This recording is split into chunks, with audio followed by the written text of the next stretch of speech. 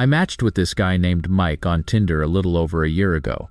At first, everything seemed fine, pretty normal for the most part. We talked for a couple of weeks before meeting up, and he seemed like a genuinely nice guy. We both lived in Chicago, so it was easy to plan a few casual meetups. Our first date was at a coffee shop in Wicker Park, a cozy spot not too far from where I lived. The conversation was great. Mike was easy to talk to and seemed really interested in getting to know me. There wasn't any immediate red flag or anything that made me feel uncomfortable.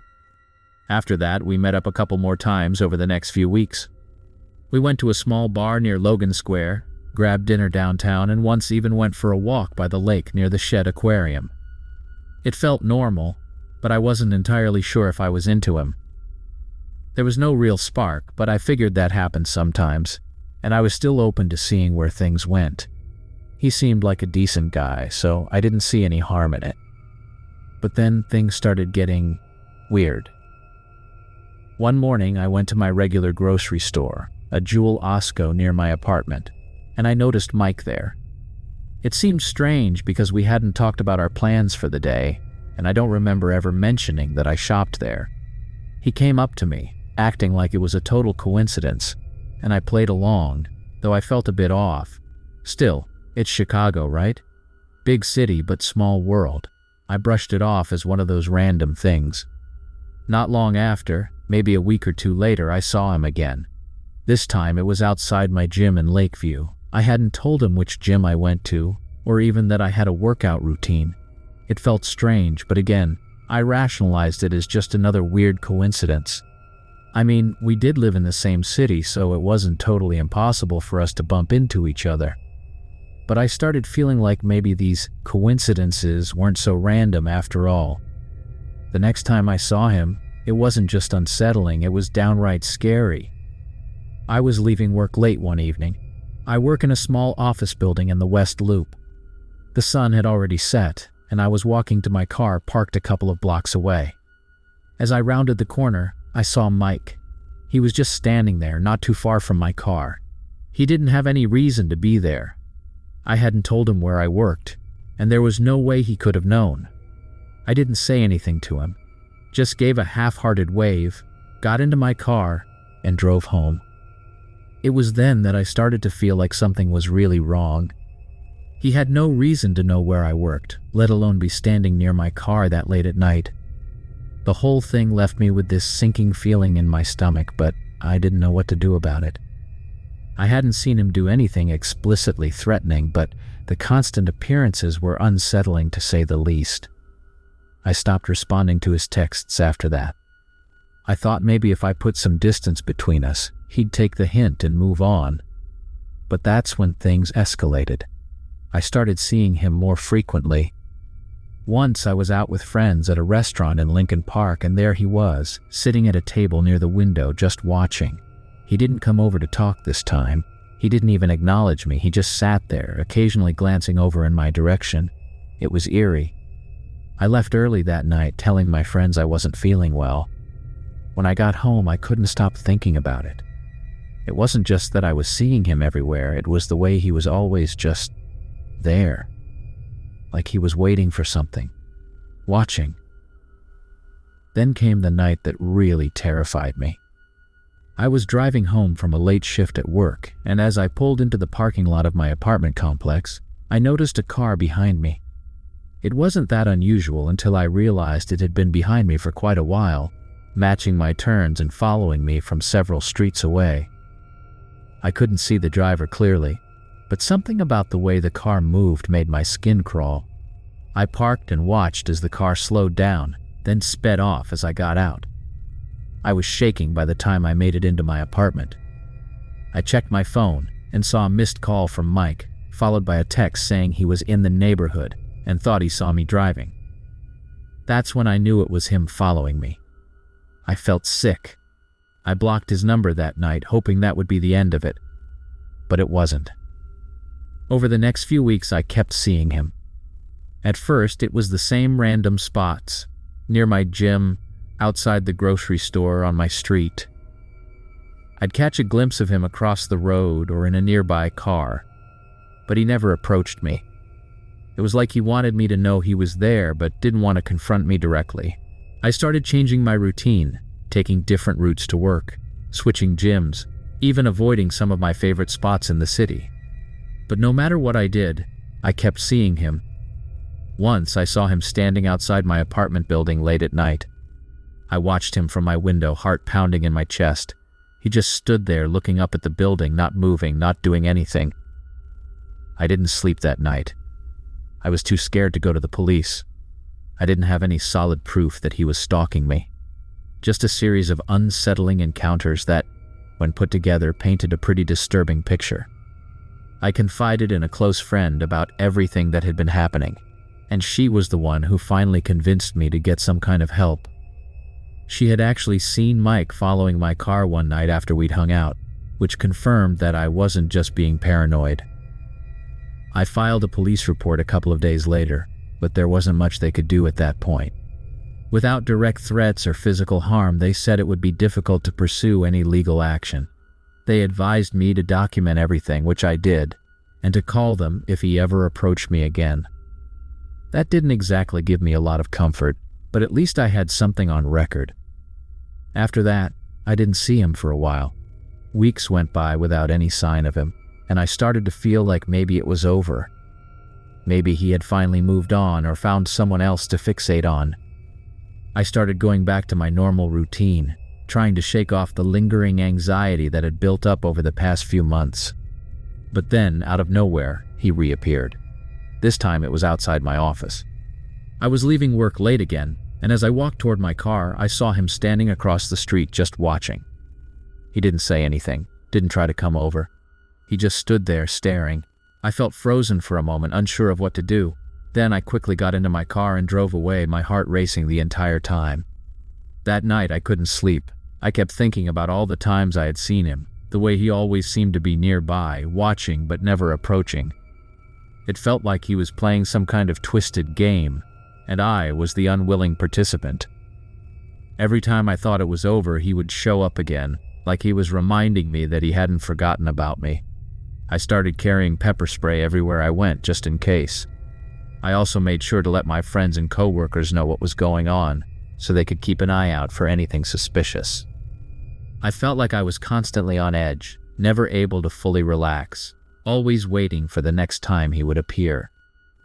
Months have passed since then, and I haven't seen him recently. I'd like to think he's finally moved on, but there's a part of me that's always waiting for him to show up again. I matched with this girl Maria on Tinder a while back.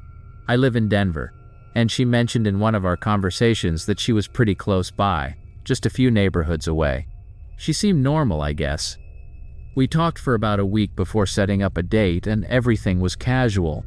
She wasn't overly flirty or anything. It felt pretty standard, like talking to someone who could be cool to hang out with.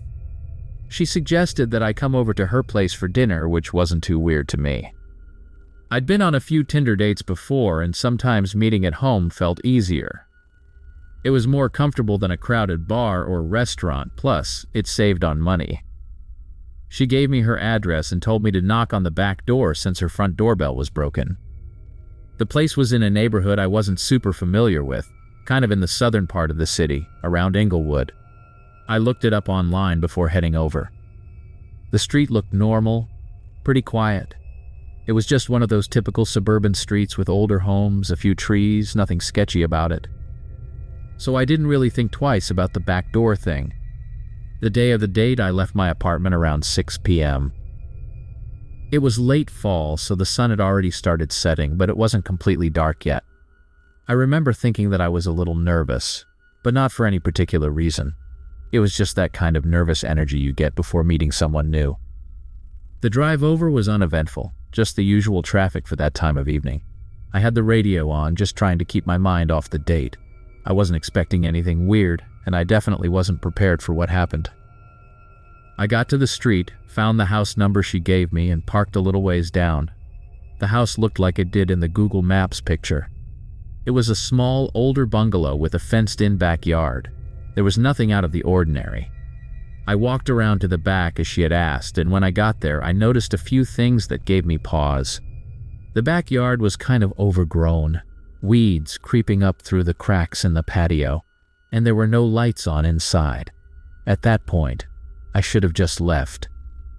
Something felt off, but I convinced myself it was nothing. Maybe the lights were off because she was still getting ready or something. I knocked on the back door, like she said. There was a weird pause where nothing happened, and then the door opened slowly. A woman stood there, but she didn't look exactly like the Maria I'd seen in the pictures. It was strange, but the lighting wasn't great, so I thought maybe it was just the way the shadows were hitting her face. She smiled, but it was kind of off. Not a genuine smile, more like she was trying to convince me everything was fine. I asked if she was Maria, and she said she was. I tried to brush off my discomfort and stepped inside. The inside of the house was dark, way darker than I expected. There were a few dim lamps on, but not enough to light the whole place. As soon as I walked in, I got this overwhelming sense that I shouldn't be there. I couldn't place why, but the house felt wrong. There was no noise, no music playing, no TV in the background, nothing. Just dead silence. The air felt heavy, like the house hadn't been lived in for a while. I noticed right away that the furniture looked old, dusty even, as if no one had sat on it in a long time. I remember my heart starting to race a little, but I didn't want to be rude, so I tried to keep the conversation going, even though something was telling me to leave. She asked me to sit down while she finished up dinner. I didn't want to. Every part of me was screaming that I shouldn't sit down, that I shouldn't even be in that house, but I did it anyway, thinking I was just being paranoid. I sat on the edge of this old, sagging couch that smelled faintly of mildew. It was like the whole place had been left untouched for a long time. The cushions were stiff, and the air felt stale, like the windows had been shut for years. I couldn't shake this growing sense of dread, like I was being lured into something I didn't understand. The woman, who still insisted she was Maria, disappeared into the kitchen. I could hear her moving around, opening and closing cabinets, but there was no sound of food cooking or anything. That's when I started to panic. I glanced around the living room, and that's when I noticed that there were no personal touches anywhere. No pictures on the walls, no books or magazines, nothing that made it look like someone actually lived there. It was like the house was staged, like a set for a movie where people were supposed to live but didn't. My heart started beating faster, and I could feel the adrenaline kicking in. I knew I had to get out of there. I stood up, my eyes darting to the back door, and I started to make my way towards it. That's when she came back into the room, holding 2 plates. She was smiling, but the smile didn't reach her eyes. There was something predatory about the way she looked at me, like she knew I was about to leave. She asked me to stay for dinner, but I mumbled some excuse about having to leave early. I didn't even wait for her response. I just turned and headed for the door. As I stepped out into the backyard, I half expected her to follow me, but she didn't. I didn't look back. I didn't care. I just wanted to get out of there as fast as possible. I practically ran to my car, heart pounding, and as soon as I got in, I locked the doors. I sat there for a moment, trying to calm down, but I couldn't shake the feeling that something terrible had almost happened. My hands were shaking as I started the car, and I drove away as fast as I could, not looking back once. I drove around for a while, trying to process what had just happened. I kept thinking about how weird everything felt, how she didn't look like her pictures, how the house seemed abandoned, how she never really explained why everything was so off. By the time I got home, I was convinced that I had just narrowly avoided something dangerous. I checked my phone to see if she had messaged me, but there was nothing, not a single text or call. I opened Tinder to unmatch her, but her profile was gone, completely disappeared. It was like she had never existed. I didn't know what to think. Maybe it was a scam. Maybe she was someone else entirely. I tried to put it out of my mind, but I couldn't stop thinking about it. The whole thing just felt wrong. I never heard from her again, and honestly, I didn't want to. But a few days later, something else happened that freaked me out even more. I was at work, just going about my day, when I got a text from an unknown number. It was just an address. No context, no name, just an address. It looked familiar, and when I looked it up, my heart sank. It was the same house I had gone to for the date with Maria. My first thought was that she had somehow gotten my number, that maybe this was some sort of game or threat. I didn't respond, obviously, and I blocked the number right away. But the fact that whoever this was now had my number freaked me out more than anything else. I thought about going to the police, but what would I even tell them? That I went to some random house, met a woman who didn't seem right, and then got a text from a number I didn't recognize? It felt too vague, too weird to explain. And besides, I wasn't even sure what had really happened. I just knew that something was off, and I wanted to distance myself from it as much as possible. For the next few weeks, I was on edge, constantly looking over my shoulder. I stopped using Tinder altogether, deleted my account, and tried to move on. But every now and then, I'd get that uneasy feeling like someone was watching me or keeping tabs on where I was. I never went back to that part of town again, and I've been more careful about who I meet online since then. I still think about it sometimes, late at night when I can't sleep. I wonder who that woman really was, if she was even the person I'd been talking to in the first place. I wonder what would have happened if I had stayed for dinner, if I hadn't trusted my gut and left when I did. There's a part of me that's convinced I dodged something truly awful, but I'll never know for sure. About a year ago, I met a guy named Dan on Tinder. I live in Portland, and we matched when I was scrolling one night out of boredom. His profile seemed pretty standard. He had a few pictures of himself hiking, a couple of shots with friends, and one where he was holding a camera. In his bio, he mentioned he was into photography, which didn't really stand out as anything weird. Portland's full of people into nature and artsy stuff, so it felt normal. We started chatting, and he came off as friendly. Nothing too intense, just casual conversations about our favorite spots in the city, good hiking trails, and places to grab coffee. After a week or so of chatting, we decided to meet up. Our first date was simple. We grabbed coffee at a small place near the Pearl District, one of those hipster cafes that Portland is known for. Dan seemed nice in person, a little quiet, but I figured he was just shy. He talked a lot about his photography, showing me some photos on his phone, mostly landscapes and city shots. The conversation flowed pretty easily, and I didn't feel any immediate red flags. He asked a lot of questions about me, my hobbies, and what I like to do around the city. It was the usual stuff you'd ask on a first date. We met up a few more times after that. Once for lunch, another time for a walk around the park, and one time for drinks. Nothing about him really stood out as weird or creepy. He wasn't overly flirty, didn't pressure me to do anything, and seemed genuinely interested in getting to know me.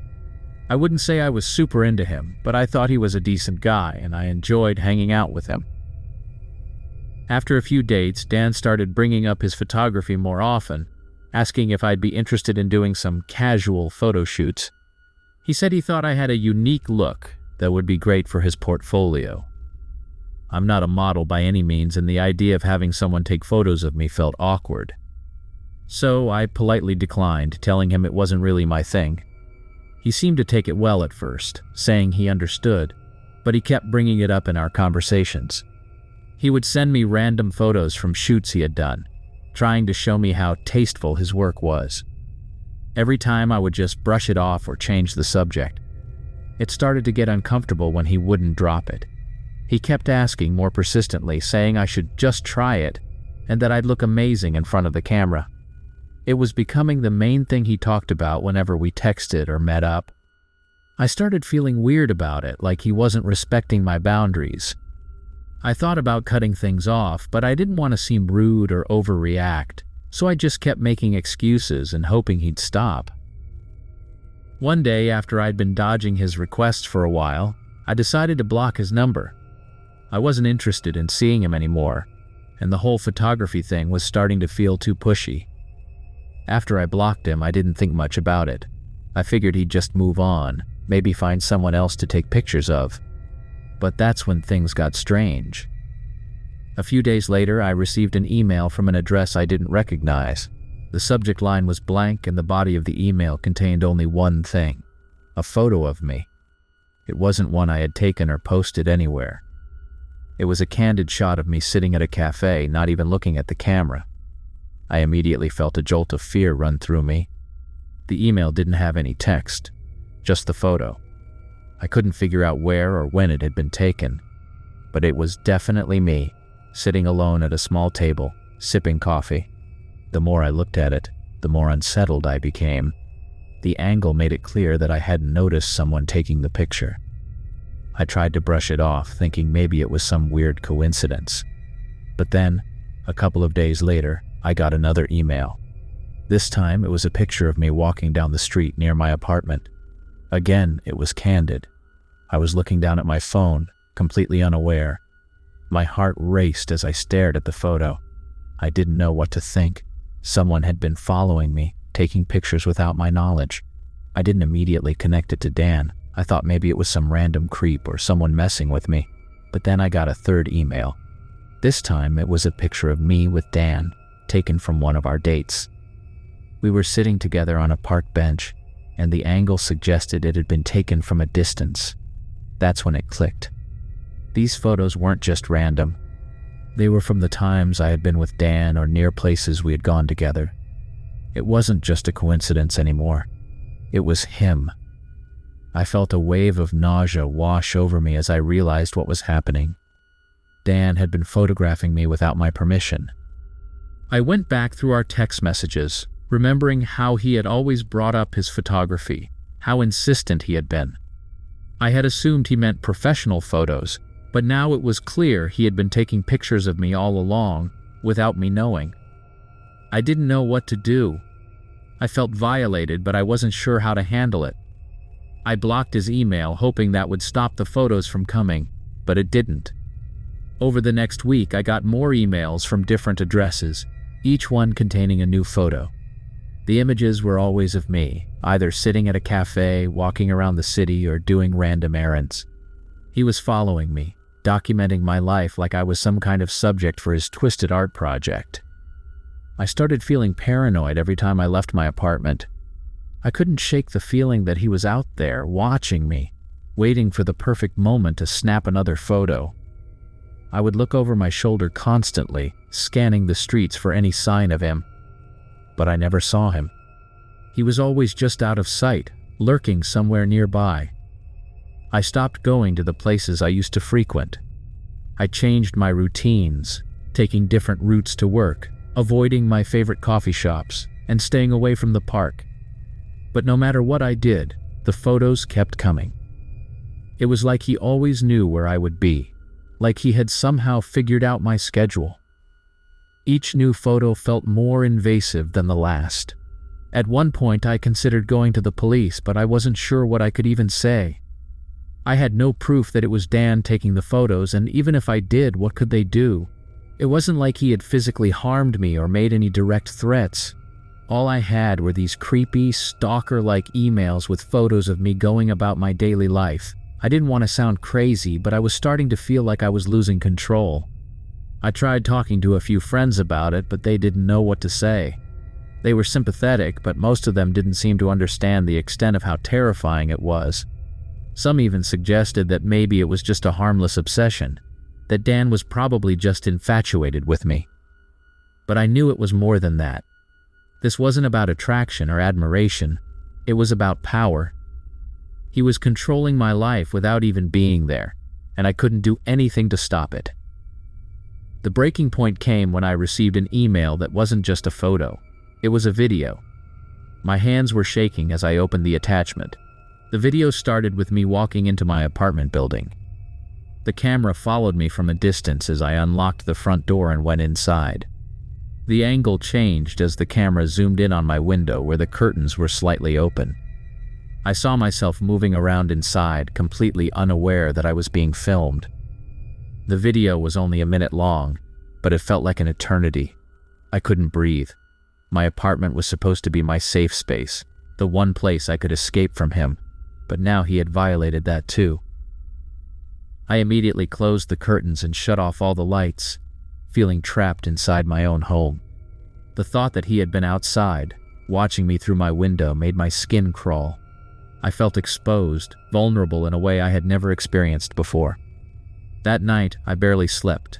Every noise made me jump. Every shadow outside my window felt like it could be him. I knew I had to do something, but I didn't know what. I was scared to leave my apartment, but I was just as scared to stay. I kept checking my phone, half expecting another email to come through with more footage, but nothing came. The next day, I finally reached out to a friend who worked in tech. I didn't give them all the details, just enough to let them know I was being stalked online and needed help blocking the emails. They were able to trace some of the addresses back to a proxy server, which meant Dan had been covering his tracks. That just made the whole thing worse. He wasn't just some amateur creep. He knew what he was doing. After my friend helped me block the emails, the photos stopped. For the first time in weeks, I felt like I could breathe again. But the damage had already been done. Even though the photos weren't coming anymore, I couldn't shake the paranoia. Every time I left my apartment, I was looking over my shoulder, scanning the streets for any sign of him. I had nightmares about him sneaking into my apartment, watching me from the shadows, taking more pictures without me knowing. It's been a while since all of this happened, but the fear still lingers. I'm more cautious now, more aware of my surroundings. I don't trust people as easily as I used to, and I'm always thinking about where the cameras are, who might be watching. Even though Dan is out of my life, I can't forget how easily someone can invade your privacy, how they can turn your normal everyday routine into a nightmare. A little over a year ago, I was using Tinder like a lot of people do. I matched with this guy named Tom, and at first everything seemed completely normal. I live in Seattle and he was local too, which made meeting up easy. We started chatting back and forth for a couple of weeks, and he came across as really friendly. He had that typical Pacific Northwest vibe, outdoorsy, loved hiking, always posting pictures of him with his dog by a lake.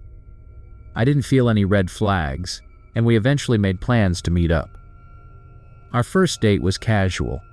We met at a cafe in Capitol Hill. Tom seemed super laid back in person, almost a little too perfect.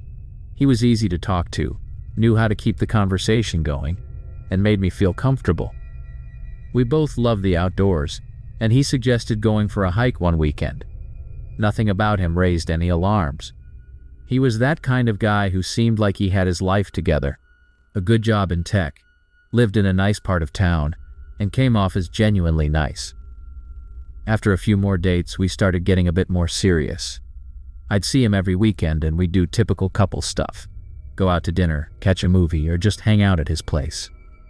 He lived in Ballard, not too far from the water, and his apartment was pretty nice. It was modern, clean, and just another sign that he seemed to have his life in order.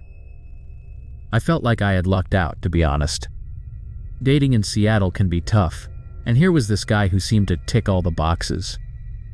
We had been seeing each other for about 2 months when things started to get a little strange.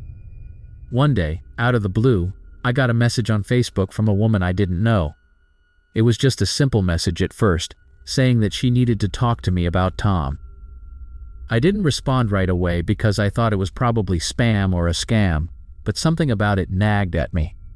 After a few hours, I finally opened the message, and it was a lot more detailed than I expected. The woman, who introduced herself as Jenna, claimed to be Tom's wife. I remember sitting there staring at my phone, my mind racing. It didn't make any sense. Tom had never mentioned being married, let alone anything serious about a previous relationship. The message from Jenna went on to accuse me of being a homewrecker, saying that Tom had been cheating on her with me and that they had 2 kids together. She didn't sound angry, she just sounded tired, like this had happened before. I was in complete shock. I had been seeing this guy for months and had no clue about any of this. At first, I didn't believe it. It felt too surreal, like it had to be some sort of mistake. I didn't know what to do, so I messaged Tom right away, asking him if he knew who this woman was. He responded pretty quickly, but instead of explaining anything, he got defensive. He claimed it was all a lie, saying that Jenna was crazy and had been stalking him for years. He said she wasn't his wife, just some old girlfriend who couldn't let go. The way he talked about her made me second-guess everything. He sounded so sure of himself, like this was just some inconvenience he had to deal with. I wanted to believe him. I didn't want to think that I had been seeing a guy who was lying to me from the beginning. But the message from Jenna stuck with me. Something about the way she had written it felt too real, too personal. I decided to dig a little deeper before confronting him about it again. A couple of days later, I found her Facebook profile. It didn't take long to figure out that she wasn't lying. Her entire page was filled with pictures of Tom and their 2 kids. There were photos of family vacations, birthday parties, and posts about their life together. There was no way she could have made all that up. It became clear that not only was she telling the truth, but Tom had been living this double life the entire time. I felt sick. Everything about him, everything he had told me was a lie.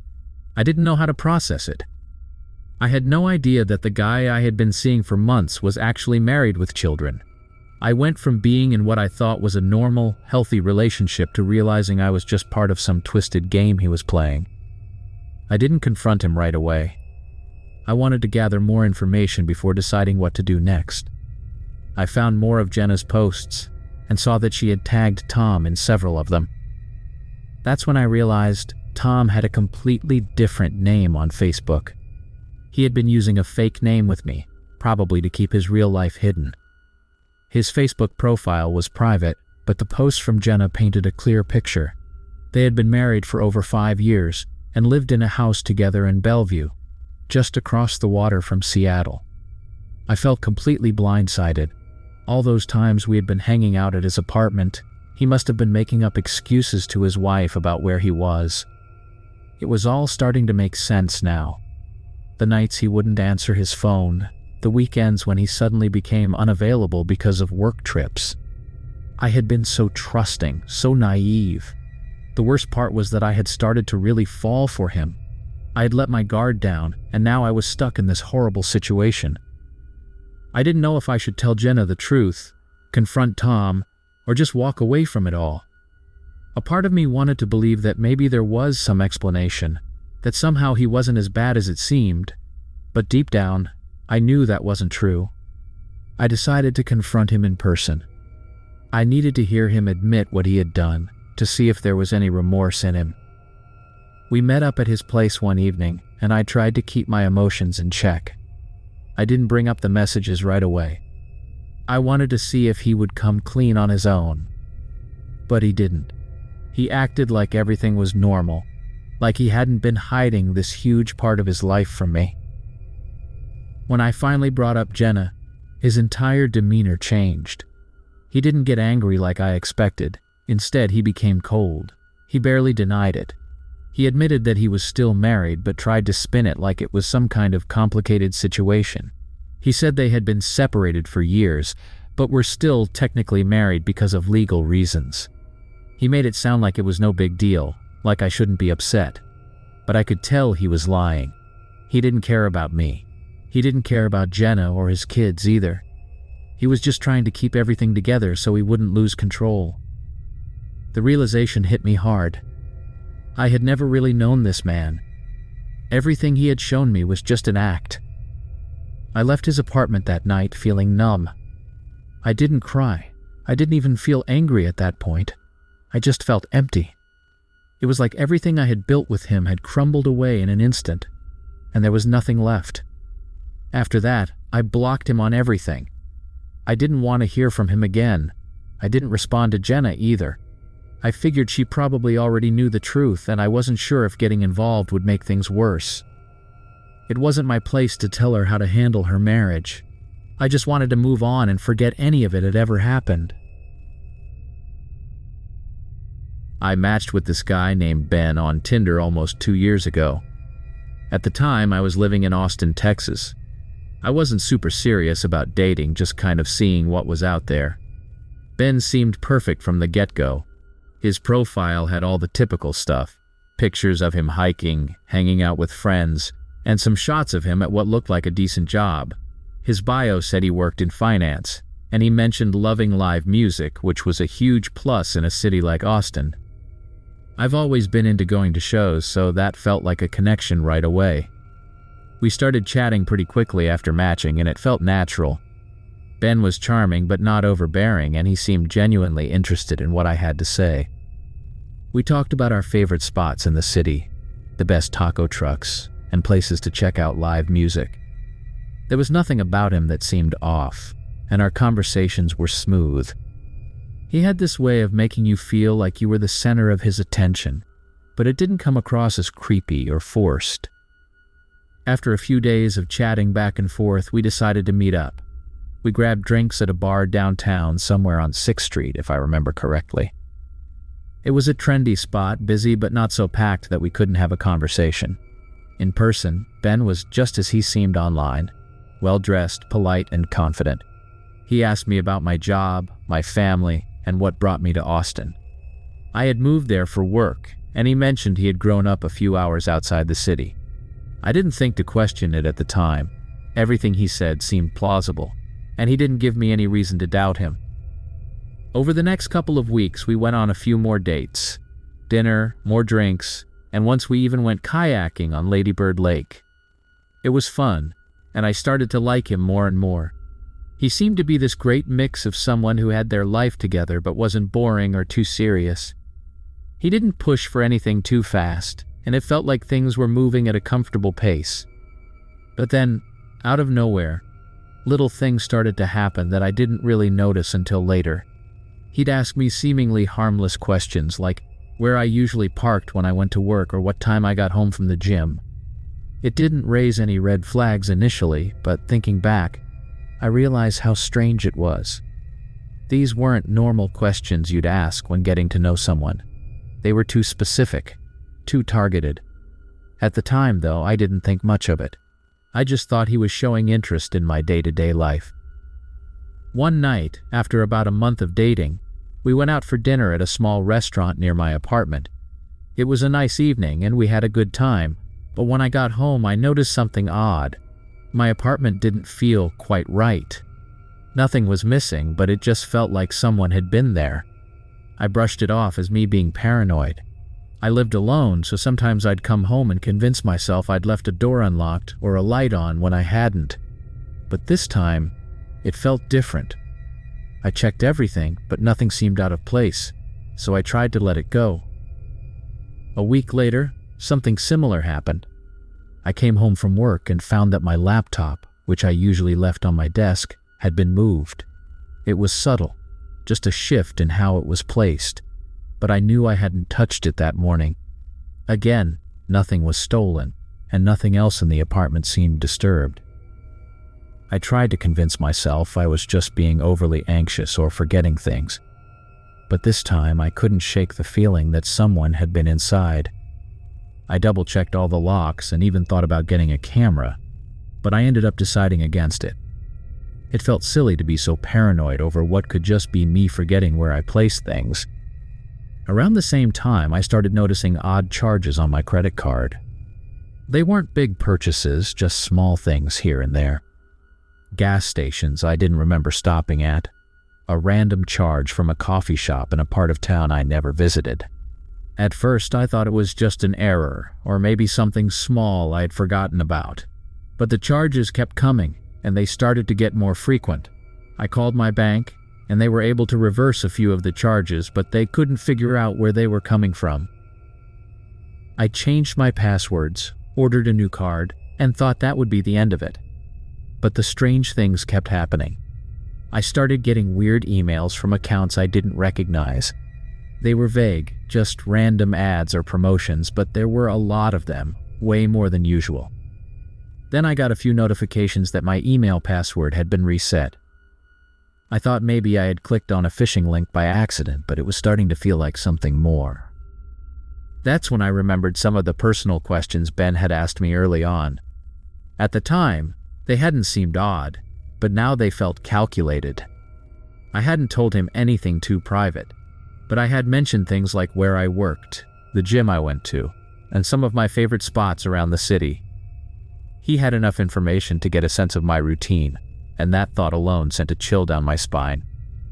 I confronted him about the weird things that were happening, but he brushed it off, acting like I was being paranoid. He said I was probably just stressed from work or imagining things, and he played it off so smoothly that I almost believed him.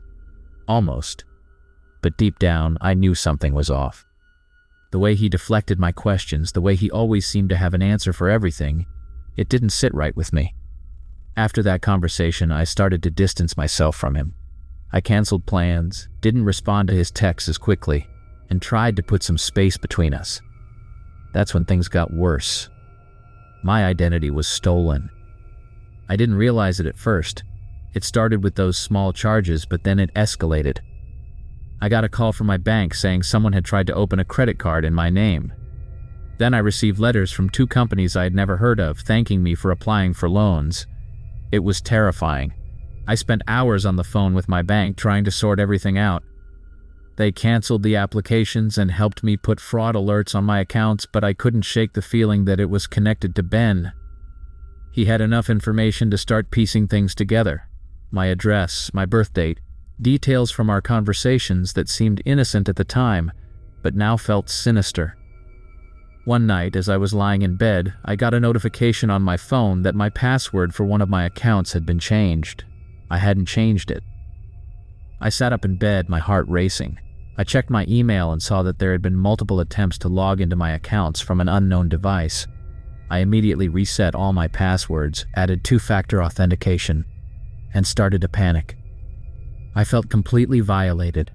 Someone was inside my life, picking apart the pieces of my identity, and I couldn't stop it. The more I thought about it, the more convinced I became that it was Ben. He was the only person I had been close to in recent months, the only one who had access to enough personal details to pull this off. But I had no proof. I couldn't go to the police with just a hunch, and I didn't want to confront him directly because I wasn't sure how he would react. What if he denied everything? What if he turned it around on me? I stopped responding to his texts completely after that. I blocked his number and deleted my Tinder account. But the damage had already been done. The charges kept coming, the emails didn't stop, and my sense of security was completely shattered. I didn't feel safe in my own apartment anymore. Every time I heard a noise outside, I wondered if it was him. I installed locks, bought a security camera, and even thought about moving, but I knew that wouldn't solve the root of the problem. A few weeks later, I received an email from an unknown address. It was short, just a few lines, but it confirmed everything I had feared. The email said, "You should have trusted me. You can't run from this." My stomach dropped. It had to be Ben. He knew I was onto him, and now he was taunting me. I forwarded the email to my bank and reported it as part of the fraud investigation, but they couldn't trace it back to anyone. I haven't seen or heard from Ben since that email, but the fear never really goes away. I've changed all my passwords, canceled my credit cards, and locked down everything I can, but there's always that lingering worry that he's still out there, still watching, waiting for the next opportunity. I don't know what his endgame was or why he targeted me, but the fact that someone could infiltrate my life like that, so easily, so seamlessly, is terrifying. The scariest part is how normal it all seemed in the beginning.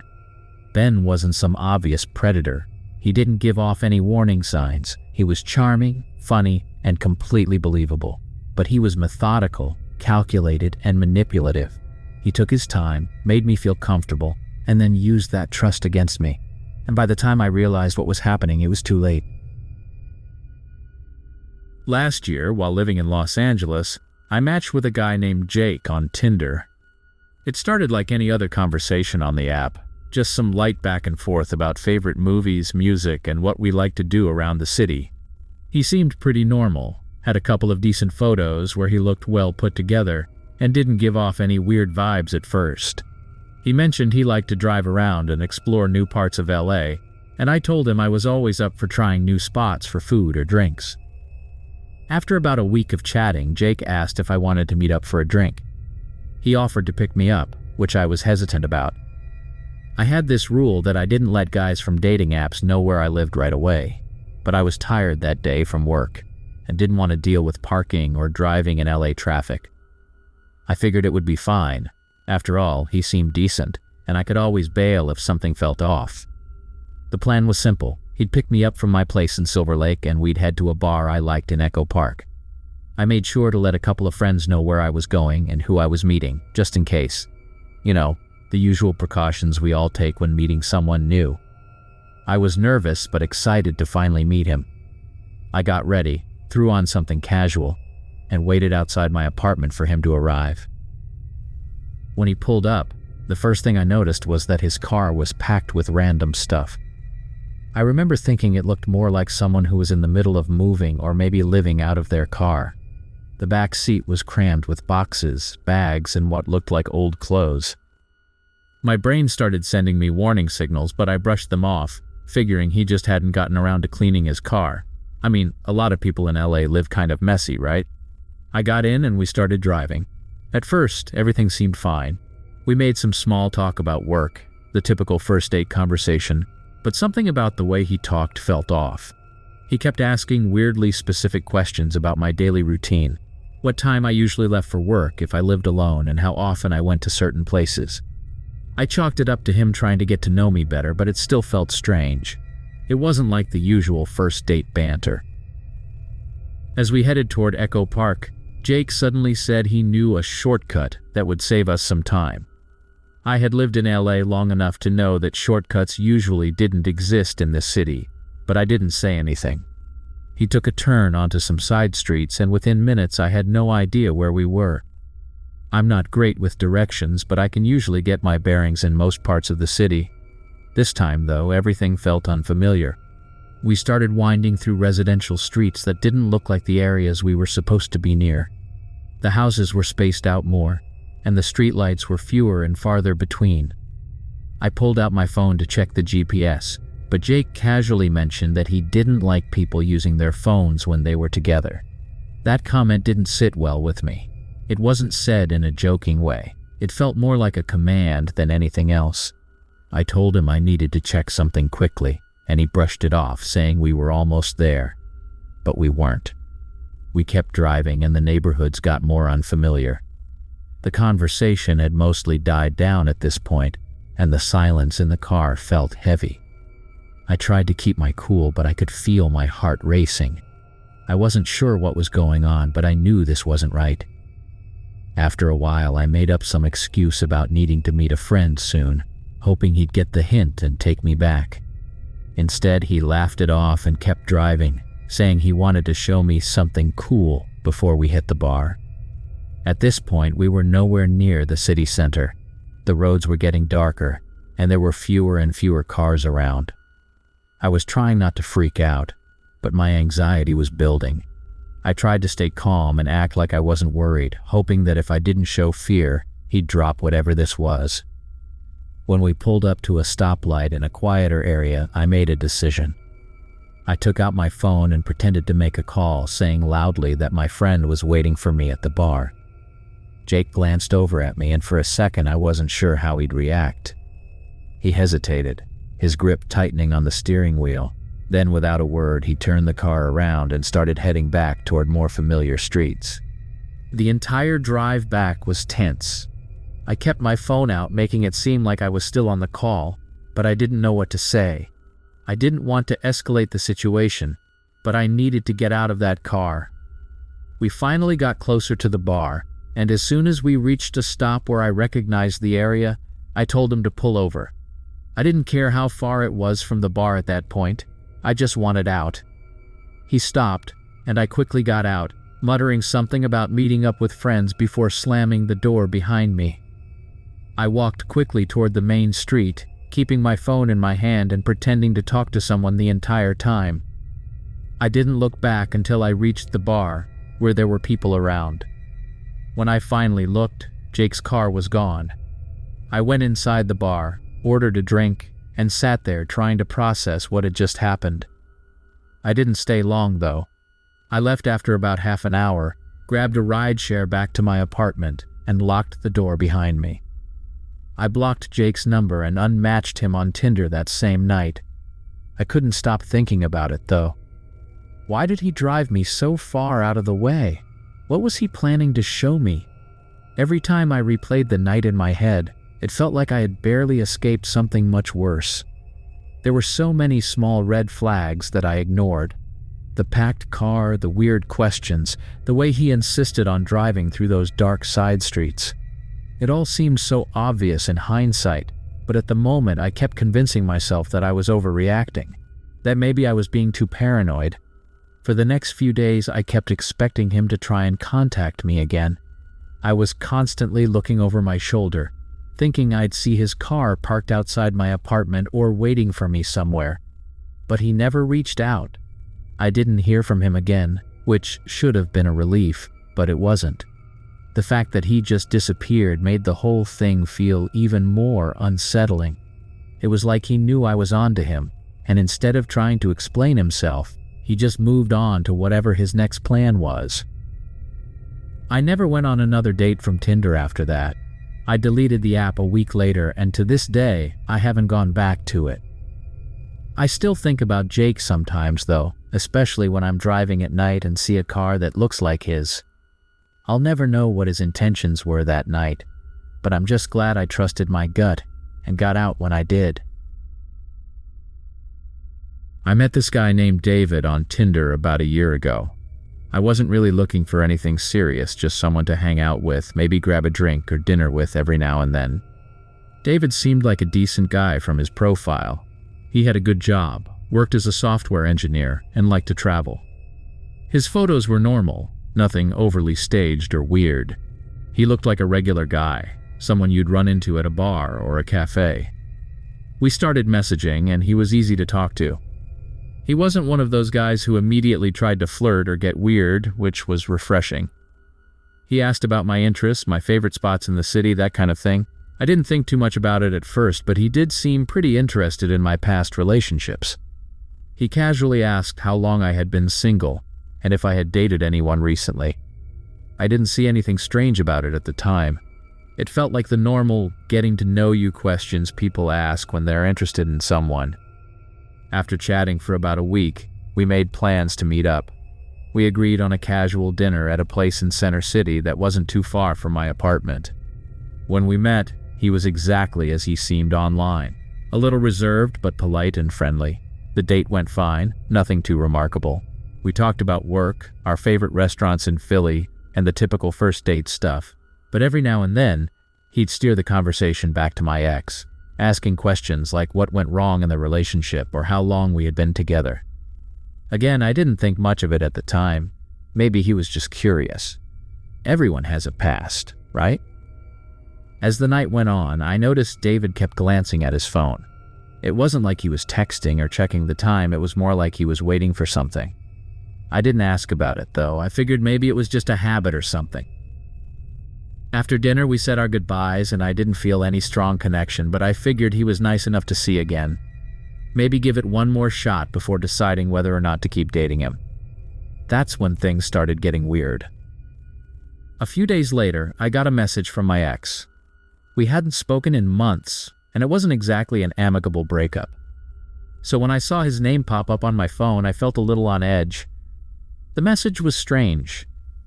He said that some guy had been asking about me, showing him pictures from my Tinder profile and asking for details about our relationship. I had no idea what he was talking about at first, but then it clicked. It had to be David. He was the only person I had talked to recently, and the only person who knew anything about my ex. I felt my stomach drop. Why would David be tracking down my ex and showing him my Tinder photos? We had only been on one date. I didn't want to jump to conclusions, so I messaged David and asked him casually if he had tried to contact anyone I knew. He denied it, of course, but something about the way he responded made me uncomfortable. He got defensive, saying it must have been a misunderstanding and that I was being paranoid. I wanted to believe him, but the whole situation felt off. I decided to let it go for the time being, but a week later I started noticing strange things happening. One evening I was walking home from work when I spotted someone across the street. It was dark and I couldn't make out his face, but he was standing there, not moving, just kind of watching from the other side. I kept walking, trying not to look over too much, but it made me feel uneasy. The next day I noticed the same thing. It wasn't the same guy, at least I didn't think so, but it was the same feeling. Someone was nearby, standing just far enough away that I couldn't tell who it was. This time I quickened my pace and went straight home, trying to shake the uneasiness. Maybe it was just a coincidence, someone waiting for a bus or walking their dog. I told myself I was overreacting. A few days after that, I ran into my ex at a coffee shop. It wasn't planned, just one of those random run-ins that happen when you live in the same city. He looked a little shaken when he saw me, and before I could even say anything, he blurted out that David had contacted him again. This time, David had shown up at his gym. They didn't speak, but my ex said he saw David watching him from across the parking lot. That was when I started to get really scared. I cut off all communication with David after that. I didn't respond to his messages, didn't agree to any more dates. I blocked his number and unmatched him on Tinder, but it didn't stop. A few days later, I started getting strange texts from an unknown number. They weren't threatening, but they were unsettling. The messages would just be things like "saw you today" or "you looked nice in that red jacket." The first time it happened, I thought maybe it was a prank or just a weird coincidence, but then it kept happening. Each message was more specific, referencing things I had done that day or places I had been. It was clear that someone was watching me. I told myself it couldn't be David. He didn't seem like the type to do something like this. But then again, what did I really know about him? We had only gone on one date, and everything I thought I knew was based on surface-level conversations. I started to change my routine. I stopped going to my usual gym and started taking different routes to work. I even stopped going to some of my favorite spots in the city, hoping that whoever was watching me would lose track of where I was. But it didn't seem to matter. The texts kept coming, and every time I tried to block the number, a new one would pop up. One night, I was heading home after grabbing dinner with a friend when I noticed a car following me. It wasn't obvious at first, but after a few blocks, I realized the same car had been behind me for a while. I tried to stay calm, thinking it was just another random coincidence, but I couldn't shake the feeling that something was wrong. I took a few extra turns, hoping to lose them, but the car kept following. Finally, I pulled over into a well-lit parking lot, hoping they would drive past, but they didn't. The car pulled over too, parking a few spots down from me. I stayed in my car, my heart racing, trying to decide what to do. I didn't want to get out, but I didn't want to stay there either. I watched the car from my rearview mirror, and after what felt like an eternity, the headlights flicked on and the car slowly pulled away. I waited a few minutes before driving home, and when I finally got there, I rushed inside and locked all the doors. That night, I barely slept. I couldn't shake the feeling that someone was out there watching me. I started to wonder if David had somehow gotten access to more of my personal information. My address, my schedule, my friends. It felt like my entire life was under a microscope, and I had no idea how to stop it.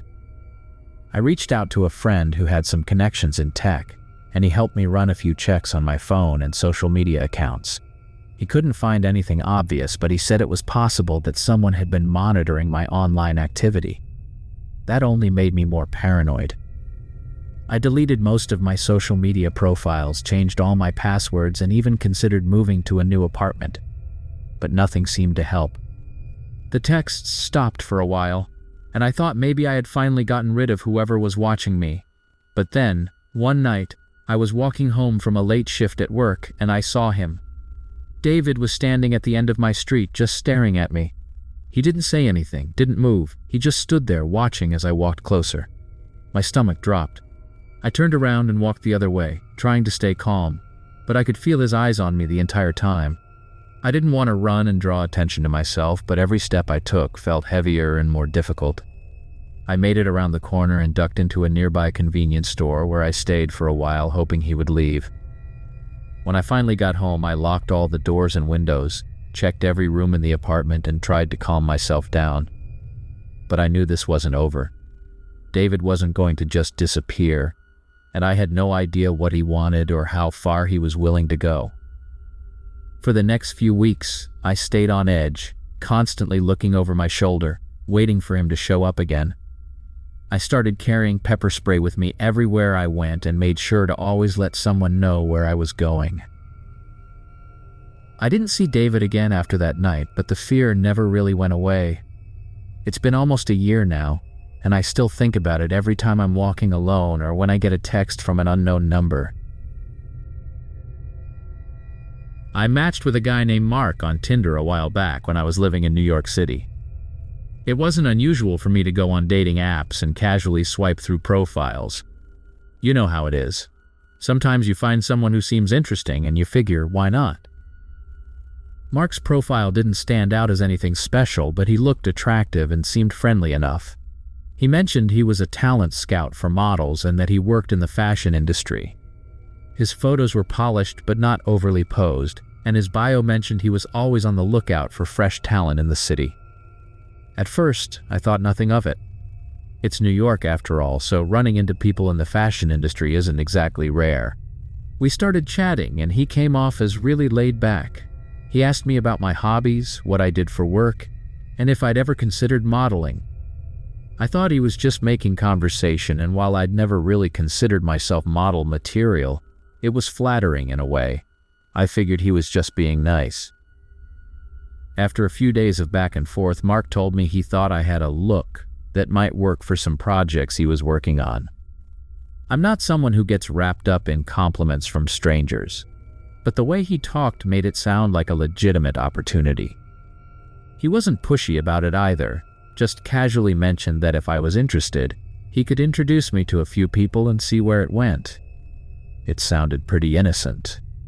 I thought about it for a bit and figured, why not?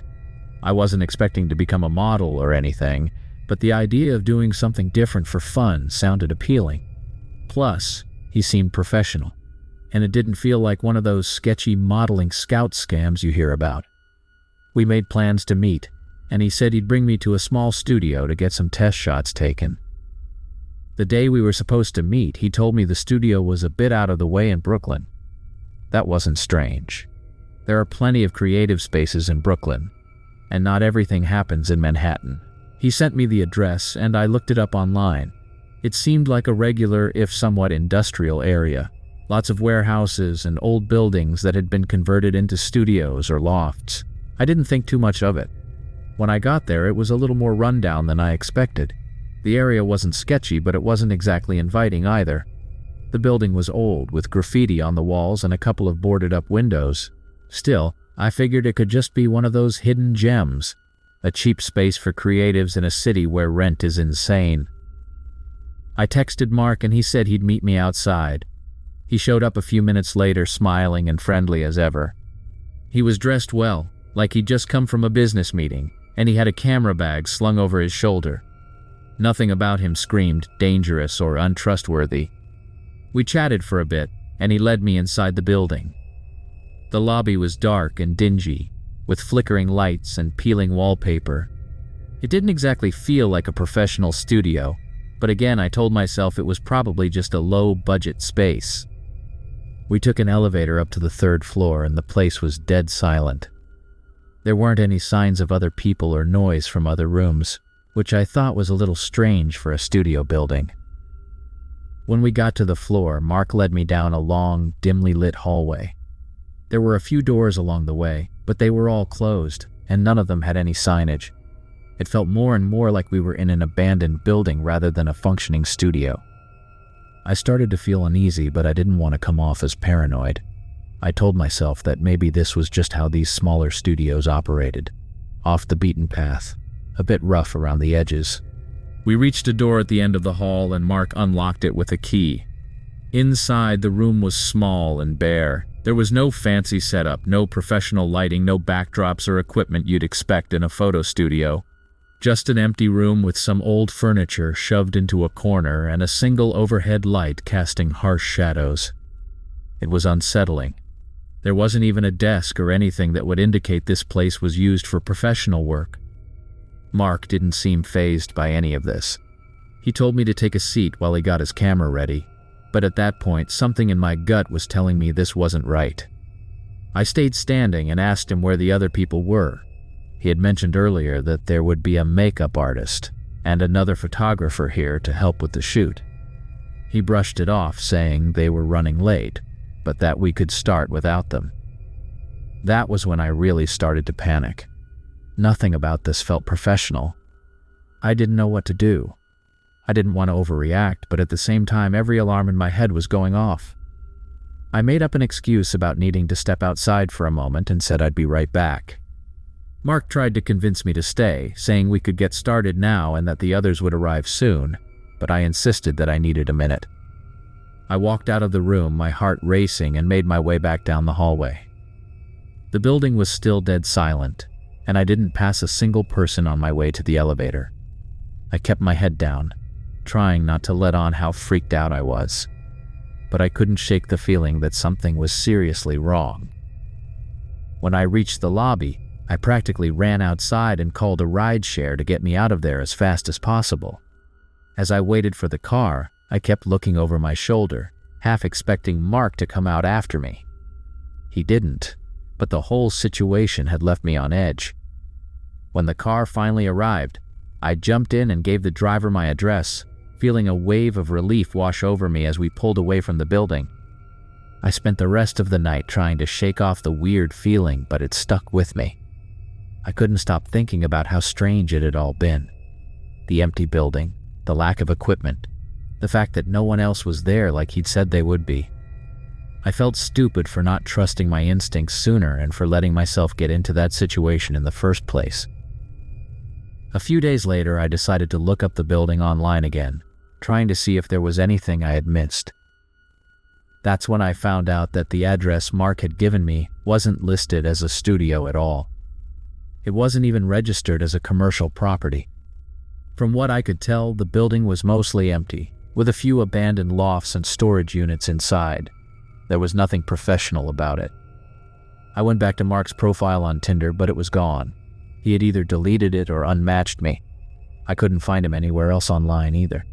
No social media profiles, no LinkedIn, nothing. It was like he had disappeared completely. I didn't know what to make of it. Was he just some random creep? Or was there something more sinister going on? The whole situation left me feeling shaken and paranoid. I reside in San Francisco, and about a year ago, as I was browsing through Tinder, I matched with a woman named Alice. She was from the same city, which made it easy to set up a date. We had been talking for about 2 weeks, nothing too intense, just casual conversation. Alice seemed cool, a little reserved, but interesting enough to keep chatting with. She wasn't overly flirty or trying too hard, which I liked. Her pictures were normal, nothing that screamed catfish or made me question if she was real. She mentioned she worked in tech, which is pretty common in San Francisco, and that she lived with a couple of roommates. One night we decided to meet up for drinks, but something came up, and she had to cancel last minute. It wasn't a big deal, so we rescheduled for a few days later. This time she suggested that I come over to her place instead, said her roommates were out, and it would be more comfortable than a crowded bar. I hesitated a little, but I agreed. It felt a bit weird to go to someone's house for a first date, but she had been normal up until that point. And I figured maybe she just didn't want to deal with the hassle of going out. I took an Uber to her place, which was in a quiet part of the Mission District not far from Dolores Park. When I got there, the neighborhood seemed normal enough. Older homes, a mix of young professionals and families. Nothing about it seemed off. I texted her that I was outside and she buzzed me in. The building itself was one of those older Victorian-style houses that had been converted into apartments. It had character, a bit run down, but nothing unusual for that part of the city. I walked up the stairs to her door, and when she opened it, she looked just like her pictures. She smiled, welcomed me in, and offered me a drink. Everything seemed fine, but as soon as I stepped inside, something felt a little off. The apartment was way too quiet. She had mentioned having roommates, but there was no sign of anyone else living there. No shoes by the door, no noise from another room, nothing. The apartment was clean, almost too clean, and there was this weird smell. Not bad, just odd. Like the air had been sitting too long, almost stale. We made small talk for a while and she seemed nice enough, but there was this tension in the air I couldn't quite put my finger on. Every time I asked about her roommates, she got a little vague, saying they were out for the night but would probably be back late. I let it slide, trying not to be too paranoid, but I couldn't shake the feeling that something wasn't right. She asked if I wanted to sit in the living room, and when we got there, I noticed the apartment looked almost staged. Like someone had gone out of their way to make it look lived in, but it didn't feel natural. The furniture was sparse, just a couch, a coffee table, and a couple of chairs, but there were no personal touches, no photos, no books, no clutter. The kind of stuff you'd expect to see in someone's home just wasn't there. It was like walking into a furnished rental or a hotel room. As we sat down, I kept glancing around, trying to piece together what felt so off. The more I looked, the more unsettling it became. The walls were bare, no posters or decorations, and the windows had heavy curtains drawn over them, blocking out any view of the street. It felt like we were completely sealed off from the outside world. I tried to make conversation, but my mind kept wandering to the strangeness of the place. At one point, Alice excused herself to the bathroom, and as soon as she left the room, I noticed something weird. There was a door at the far end of the living room, partially hidden behind a large plant. It wasn't locked, but it was slightly ajar, and I could see that it led to a small hallway. I don't know why, but something about that door made me uneasy. I kept staring at it, half expecting someone to walk through at any moment. Alice came back a few minutes later, and I tried to ignore the feeling creeping up on me. She sat down next to me on the couch, a little closer than before, and started asking more personal questions. Nothing too invasive, but it felt like she was trying to steer the conversation in a certain direction. She asked if I lived alone, what my typical schedule was like, things like that. It made me uncomfortable, but I tried to play it off, answering vaguely without giving away too much.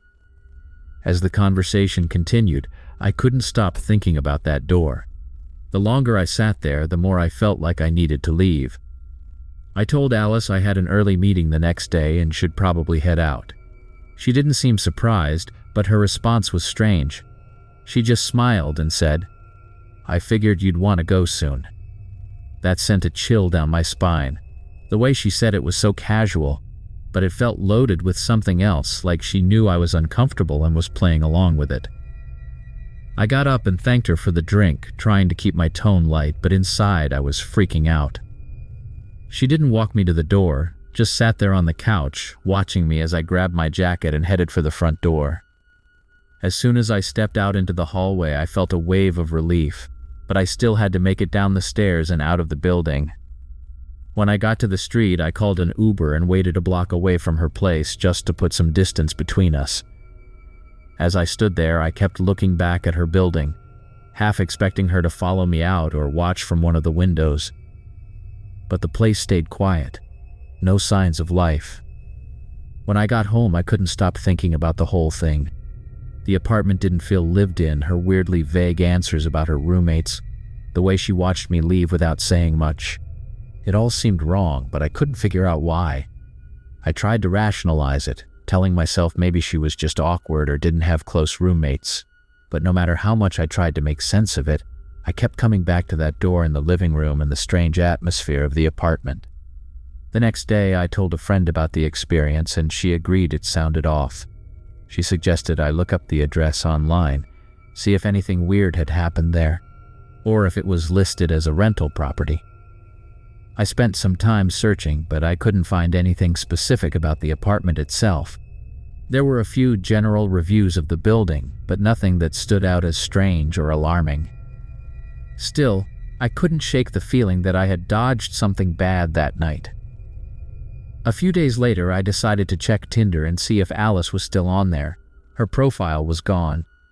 I don't know if she unmatched me or deleted her account, but either way, it added another layer of weirdness to the whole situation. It was like she had disappeared, leaving me with no way to figure out what was really going on. I stopped using Tinder after that. It's not that I'm scared of dating or meeting new people, but the experience made me more cautious. You never really know who you're talking to online or what their intentions are. Everything can seem normal on the surface, but once you're in a situation, things can shift quickly. I don't know if I'll ever fully understand what happened that night, but it's stuck with me ever since. I matched with this girl named Rachel on Tinder about 2 years ago. I was living in Chicago at the time, and she mentioned that she was new to the city trying to find her footing. We talked for a couple of weeks before deciding to meet up. She seemed normal. Her profile was filled with pictures of her hiking, eating at trendy restaurants, and a couple of shots of her exploring the city. We had some good conversations about Chicago and places she wanted to check out. It wasn't anything serious for me, I was just looking to hang out with someone new. Rachel told me she was visiting the city temporarily, trying to find a place to stay for a while.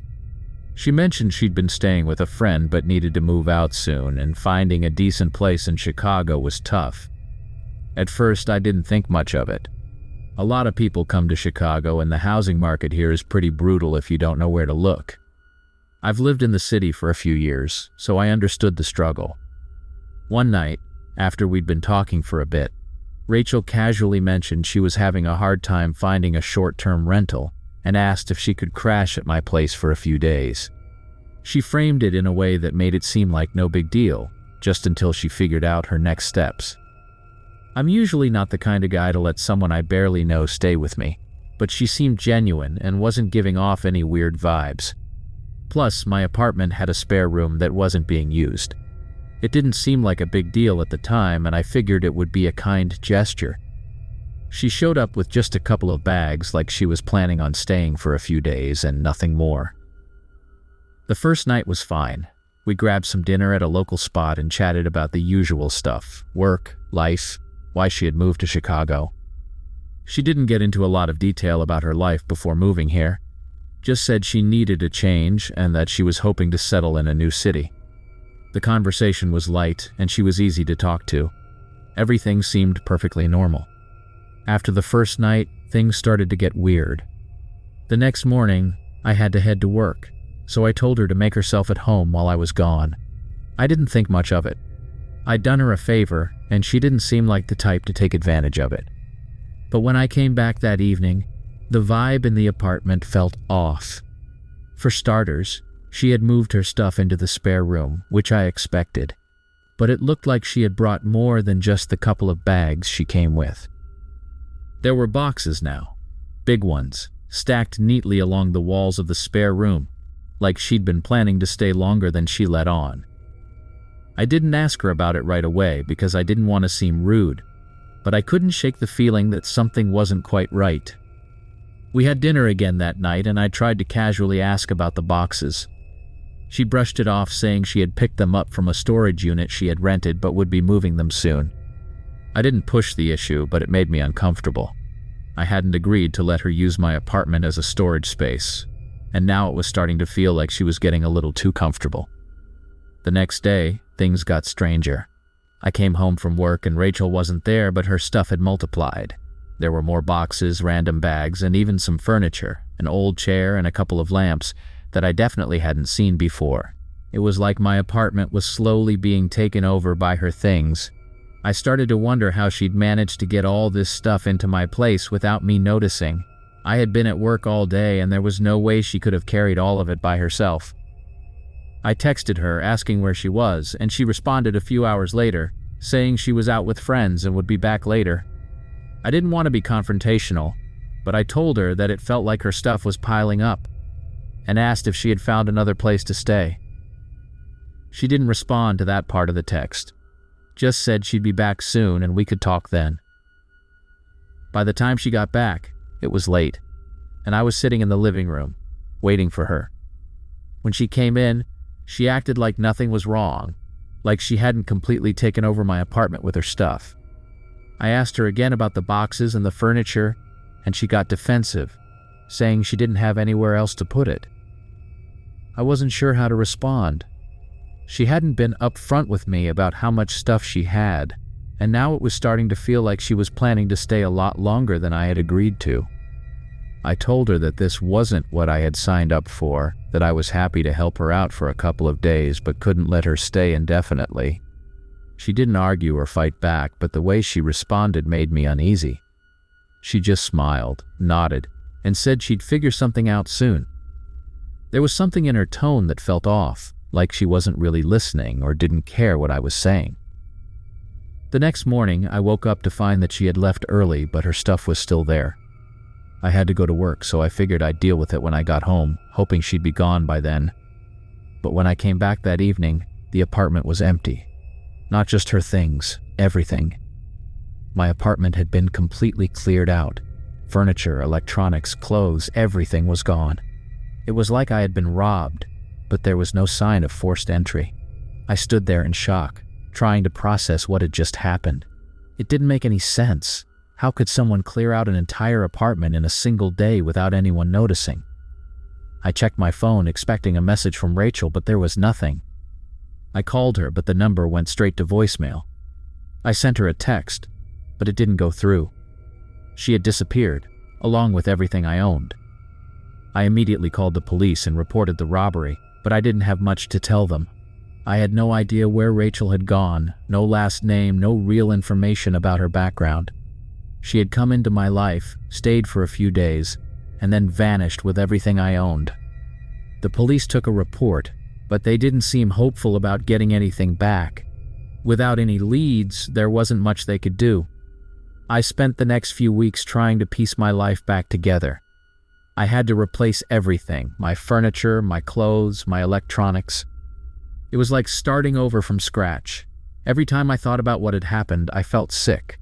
How had I let this happen? How had I trusted someone I barely knew to stay in my apartment, let alone take advantage of me like that?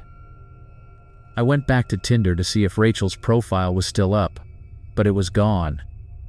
She had either deleted it or unmatched me. I tried searching for her online, but I came up with nothing.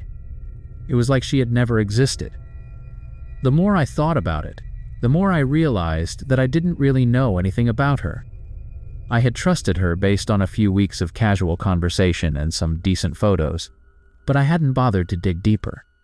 She had played me, and I had fallen for it. To this day, I don't know what happened to Rachel or where she went. I never got any of my stuff back, and the police never found any leads. I met Tyler on Tinder last year when I was living in Denver. At first, everything about him seemed great. He had a decent job, worked in marketing for a local company, and had that outdoorsy Colorado vibe that most people in the city have. His pictures were normal: hiking, hanging out with friends, and one with his dog. The conversations flowed easily, and he was polite, funny, and interested in what I had to say. It didn't take long for us to plan a date. We met for drinks at a bar in Lodo, one of those trendy spots with craft cocktails and dim lighting. Tyler was just as charming in person as he had been over text. He asked about my job, my family, and what I like to do for fun.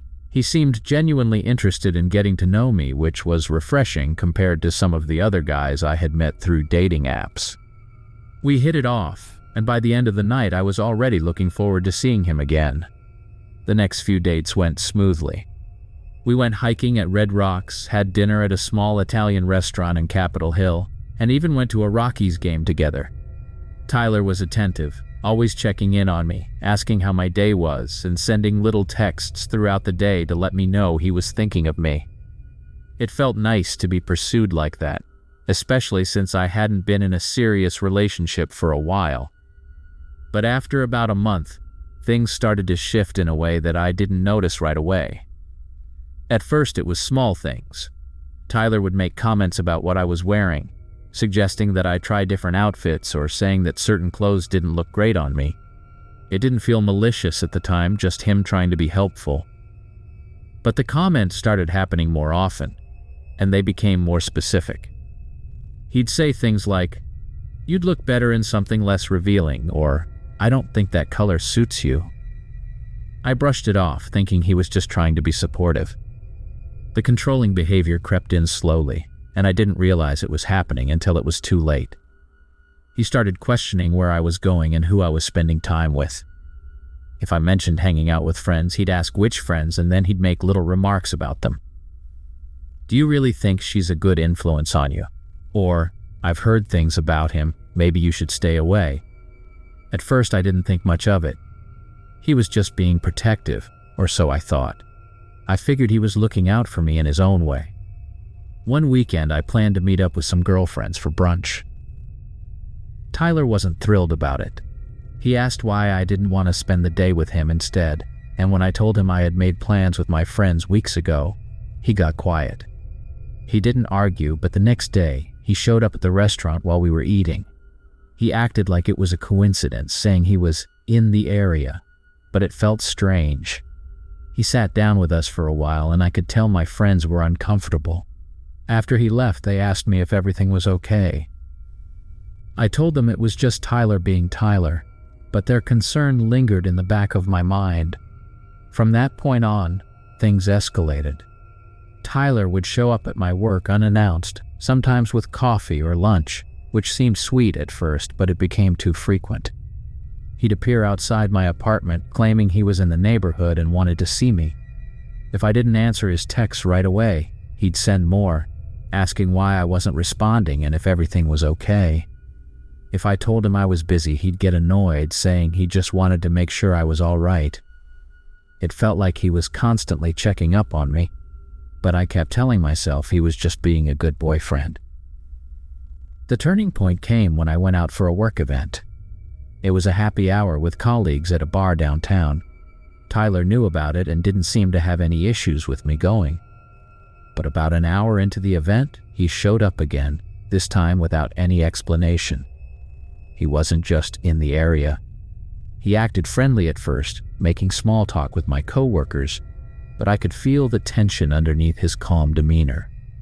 When we left the bar, he was cold, accusing me of flirting with a guy from work. I told him he was being ridiculous, but he wouldn't let it go. He kept pushing, asking why I didn't invite him to the event in the first place, why I didn't introduce him to more of my coworkers. The argument dragged on, and by the time I got home, I was exhausted. After that night, I tried to create some distance between us. I stopped responding to his texts as quickly, and I made excuses to not hang out as often. But Tyler didn't take the hint. He'd show up at my apartment unannounced, banging on the door until I let him in. He'd call repeatedly, leaving voicemails if I didn't pick up, saying he was worried about me. He even showed up at my gym one morning, standing outside waiting for me when I finished my workout. When I asked how he knew where I was, he shrugged and said he had guessed. But I knew it wasn't a guess. He had been keeping track of my routine. One night I went out with some friends for a birthday party. I didn't tell Tyler about it because I didn't want him to show up and cause another scene. I was having a good time, finally feeling like I had some space from him, but then I noticed him standing by the door. My heart sank. He hadn't said anything to me, hadn't texted or called, but he was just standing there watching. When our eyes met, he walked over, acting like it was no big deal. He said he wanted to surprise me and that he'd figured I'd be there because it was my friend's birthday. It was that moment that I realized just how far Tyler had crossed the line. He had been keeping tabs on me, tracking my movements and showing up wherever I went. I was terrified but didn't know how to confront him. I didn't want to escalate things, so I acted normal, hoping he'd leave on his own. He stayed for the rest of the night, barely letting me out of his sight. After that, I decided I needed to end things. I couldn't take the constant monitoring, the possessiveness, and the way he made me feel like I was under surveillance 24/7. I was scared of how he'd react, but I knew I couldn't keep going like this. I tried to break up with him over the phone, but he refused to accept it. He kept calling, showing up at my apartment, pleading with me to talk to him in person. One night I came home to find him sitting on the steps outside my building, waiting for me. I hadn't told him where I'd been or when I'd be back, but there he was, like he always knew. He begged me to let him in, saying we needed to talk face to face. I was too scared to say no, so I let him inside. As soon as he stepped through the door, his demeanor changed. He wasn't the pleading, desperate guy I'd seen outside. He was angry. He started pacing around my apartment, asking why I was doing this, why I wanted to leave him. He accused me of cheating, of lying to him, of hiding things. I tried to stay calm, explaining that I just needed space, that things weren't working anymore. But he wasn't listening. At one point, he grabbed my phone and started scrolling through my messages, demanding to know who I had been talking to. When I tried to take it back, he got aggressive, gripping it tighter and telling me that he had a right to know. I was shaking, trying to keep my voice steady as I told him to leave, but he wouldn't go. He kept pushing, saying that we needed to fix things, that I was overreacting, that he loved me and couldn't let me go. It wasn't until I threatened to call the police that he finally left. He stormed out, slamming the door behind him, but not before warning me that he wasn't going to give up on us. For the next few days, I barely left my apartment. I was terrified that he'd show up again, that he'd be waiting for me outside, following me wherever I went. I blocked his number, deleted his messages, and tried to cut off all contact. But I couldn't shake the feeling that he was still watching, still keeping tabs on me, just waiting for the right moment to show up again. My experience happened 10 months ago when I matched with a guy named Chris on Tinder. I live in Miami and he was local too. His profile seemed pretty normal, pictures of him on a boat, a few shots with friends, and one of him at a restaurant with some expensive-looking food in front of him. His bio mentioned he was a successful entrepreneur, owned his own business, and loved traveling. It wasn't anything flashy, just the right amount of "I have my life together," without being over the top. He looked like a guy who had his priorities straight, and after matching with so many people who had no direction, that was refreshing. We started chatting, and he was smooth, not in a creepy, overly flirtatious way, but confident. He asked about my job, what I like to do for fun, and seemed genuinely interested. We bonded over our shared love for Miami's nightlife, talked about our favorite restaurants and spots to hang out, and he dropped little hints about the places he liked to frequent, the kind of high-end places you hear about but rarely go to unless it's a special occasion. He mentioned that he worked in investments and had built his company from the ground up, which sounded impressive, but he wasn't bragging about it. After a couple of weeks of texting, he suggested we meet up for dinner. He picked this restaurant in Brickell, one of those swanky spots with a view of the skyline, the kind of place I'd never been to before. I wasn't used to guys suggesting places like that on a first date, so it felt exciting. He offered to pick me up, but I declined and said I'd meet him there. I didn't want to risk giving a guy I barely knew my address, even though everything about him seemed perfectly normal. When I got to the restaurant, Chris was already there waiting outside. He looked just like his pictures, which was a relief, tall, well-dressed and put together. He greeted me with a smile and a hug, and we went inside. The restaurant was beautiful, and he seemed to know everyone there. The hostess greeted him by name, and the staff treated him like a regular. I felt a little out of place, but Chris was smooth and made me feel comfortable right away. The dinner was great. He was charming, funny, and asked all the right questions. He told me more about his business, how he'd started it from scratch and made some smart investments that paid off. It sounded legitimate, and he didn't go into too many details, which made it feel like he wasn't trying to impress me with money, just sharing his story. After dinner, he insisted on paying, saying it was his treat, and I didn't argue. It felt like the kind of night you see in movies, expensive wine, great food, and the skyline lit up outside the window. After dinner, we went for a walk along the waterfront, and he casually mentioned this business opportunity he was involved in. At first, I didn't think much of it. Everyone in Miami seems to have some kind of side hustle or investment they're working on, but the way he talked about it made it sound too good to be true. He said it was a once-in-a-lifetime chance to get in early on something big, something that was going to blow up in the next few months. I was intrigued, but also cautious. It sounded like one of those investment pitches that people make when they're trying to get you involved in some kind of pyramid scheme. Chris wasn't pushy, though. He didn't try to sell me on it that night. He just planted the seed, saying that if I was ever interested, he'd be happy to talk more about it. We ended the night on a good note, and I went home thinking maybe I'd finally found someone who wasn't just playing games. Over the next few weeks, we kept texting and seeing each other. He'd take me to more high-end spots, rooftop bars, exclusive clubs, and he always picked up the tab. It was hard not to be impressed.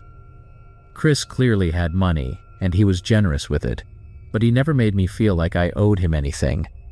The whole thing felt like I was dating someone who had it all figured out. Then he started bringing up the business opportunity again. This time, he was a little more specific. He said it was a tech startup that he had invested in early, and it was about to go public. He made it sound like he had insider knowledge, like he knew this company was going to be huge, and that anyone who got in early would make a fortune. He mentioned that he had already made a lot of money from similar investments, and now he wanted to help people close to him get in on this one before it was too late. I was skeptical, but Chris had this way of making everything sound so legitimate. He wasn't pressuring me, just offering what seemed like an amazing opportunity. He said he'd already put in a significant amount of his own money and that he didn't need anything from me. But if I wanted in, I could invest as much or as little as I wanted. He made it sound like I'd be stupid not to at least consider it. Eventually, I caved. After all, he'd shown me nothing but kindness, and everything about him seemed real. I figured if this was something he was willing to risk his own money on, it couldn't be that bad, right? So I decided to invest a small amount, nothing life-changing, but enough that I'd notice if it disappeared. Chris made it easy. He didn't ask for cash or anything shady. Instead, he told me to wire the money directly to a legitimate-sounding investment account that he said was connected to the startup. I did my research on the account and everything seemed to check out. After I sent the money, things didn't seem that different at first. Chris and I kept hanging out, going to nice restaurants and bars, but he was a little more distant. He didn't bring up the investment again, and I didn't push for details. I figured it was one of those things that would take time to pay off. But then, about a month later, Chris started getting harder to reach. He'd cancel plans last minute or take hours to respond to texts. When we did meet up, he seemed distracted, always on his phone or talking about some new business deal he was working on. Then one day, he just disappeared. He stopped responding to my texts and calls altogether. His social media went dark, and his phone number was suddenly disconnected. It was like he had vanished overnight. At first, I was worried. Maybe something had happened to him. Maybe he was in trouble. But as the days went on and I heard nothing, I started to suspect something worse. I tried to log into the investment account he had set up for me, but I couldn't. The account didn't exist anymore.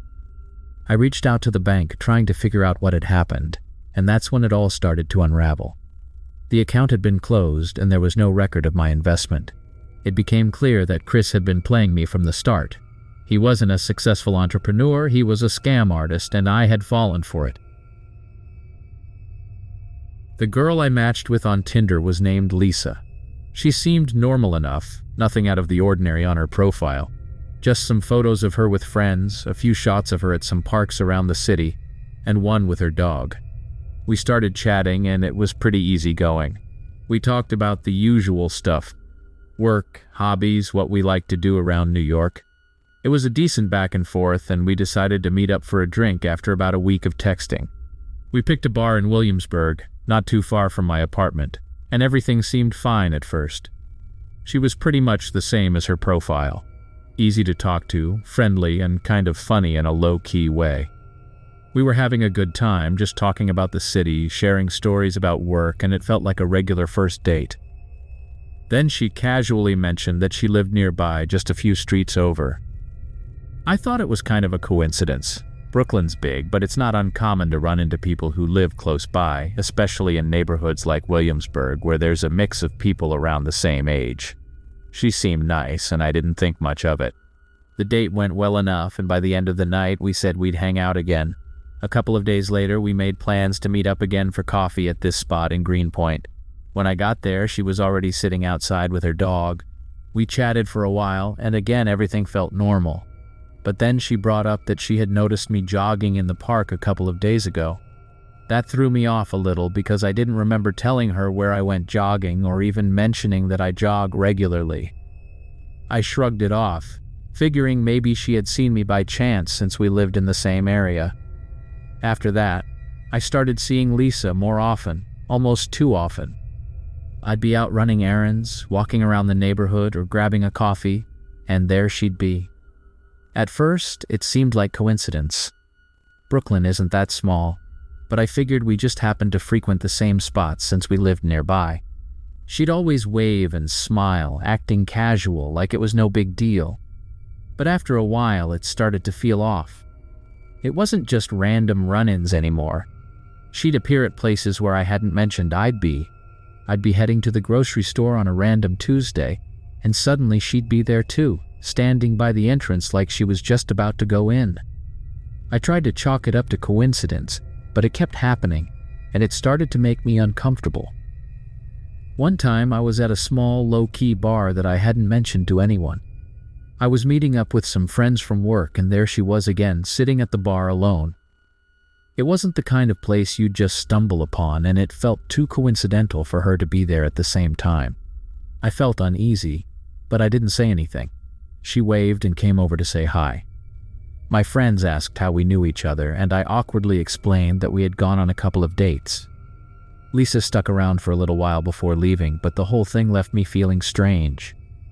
After that night, I decided to distance myself a bit. I didn't text her back as quickly, didn't suggest meeting up, hoping she'd take the hint. But she didn't. Instead, I started seeing her even more. She'd show up outside my building when I was leaving for work or be walking her dog down my street when I was getting home. It felt deliberate, like she was positioning herself to run into me. I told myself I was overthinking it, that maybe it was just a string of weird coincidences, but deep down, I knew it wasn't. The next time we ran into each other, I asked her how she seemed to be everywhere I was. She laughed it off, saying it was just luck or maybe fate, but the way she said it gave me chills. She wasn't joking. It felt like she really believed it was some kind of sign that we kept bumping into each other. I tried to brush it off again, but my instincts were screaming that something wasn't right. One night, I was home alone watching TV when I heard a knock at the door. It was late, maybe around 10 p.m., and I wasn't expecting anyone. When I checked the peephole, it was Lisa standing there holding a bag from the bakery down the street. I hadn't told her where I lived, and I definitely hadn't invited her over. My stomach dropped. I opened the door just enough to talk to her, and she acted like it was no big deal that she had shown up unannounced. She said she had been walking her dog and thought she'd drop by with some pastries because she knew I liked them. I didn't know how to respond. I hadn't given her my address, and I didn't understand how she had found out where I lived. I made up an excuse about being busy and told her I couldn't hang out. She seemed disappointed but left without making a fuss. After she walked away, I locked the door and sat there trying to process what had just happened. I felt violated, like my space had been invaded, and I couldn't figure out how she had found me. The next morning, I woke up to a text from her, saying she had a great time seeing me last night and hoped we could hang out again soon. That was the breaking point for me. I didn't respond and decided I needed to put some serious distance between us. I stopped going to the places I knew she frequented, changed my jogging route, and made sure I didn't post anything on social media that would give away where I was. But it didn't stop her from showing up. I started noticing her more and more, even in places I hadn't been before. One day, I went to a completely different part of Brooklyn to meet a friend for lunch, and Lisa was there, sitting at a table a few feet away from us. She waved like it was just another coincidence, but I knew it wasn't. My friend asked who she was, and when I explained the situation, she looked at me like I was crazy for not cutting things off sooner. But it wasn't that simple. I didn't want to confront her directly because I didn't know how she'd react. Things escalated when I came home one night to find her standing outside my building again. This time, she didn't have an excuse for being there. She just stood there, waiting for me. I tried to act calm, asked her what she was doing, but she didn't give me a clear answer. She said she had been thinking about me and wanted to see if I was home. I felt trapped. She wasn't being aggressive, but the way she was lingering made me uneasy. I told her I needed to get inside and left her standing there. I knew I needed to cut her off completely, but I didn't know how. I blocked her number and unmatched her on Tinder, but she kept finding ways to show up. I started getting random messages from unknown numbers, and I knew they were from her. She didn't threaten me or say anything overtly alarming, but the messages were just too specific. She mentioned places I had been recently, like she had seen me but hadn't approached. It made me paranoid, constantly looking over my shoulder, never sure if she was nearby watching. I never figured out how she knew so much about my routine, or how she always seemed to be where I was. I started to think she was following me, tracking my movements somehow, but I couldn't prove it. The more I tried to avoid her, the more she seemed to appear. It was like a game to her, and I didn't know how to make it stop. Eventually I moved. I didn't tell anyone where I was going, didn't post about it online, and made sure to change my routine completely. I haven't seen Lisa since, but I still think about her sometimes, wondering if she's doing the same thing to someone else, or if she's out there somewhere, waiting for the right moment to show up again. I don't know what her endgame was, or why she became so fixated on me, but I'm just glad I got out before things got worse. A few years ago, I met a guy named Jason on Tinder. I was living in Seattle at the time, and dating apps were just kind of a way to kill time between work and seeing friends. Jason's profile didn't stand out too much, but he seemed normal enough.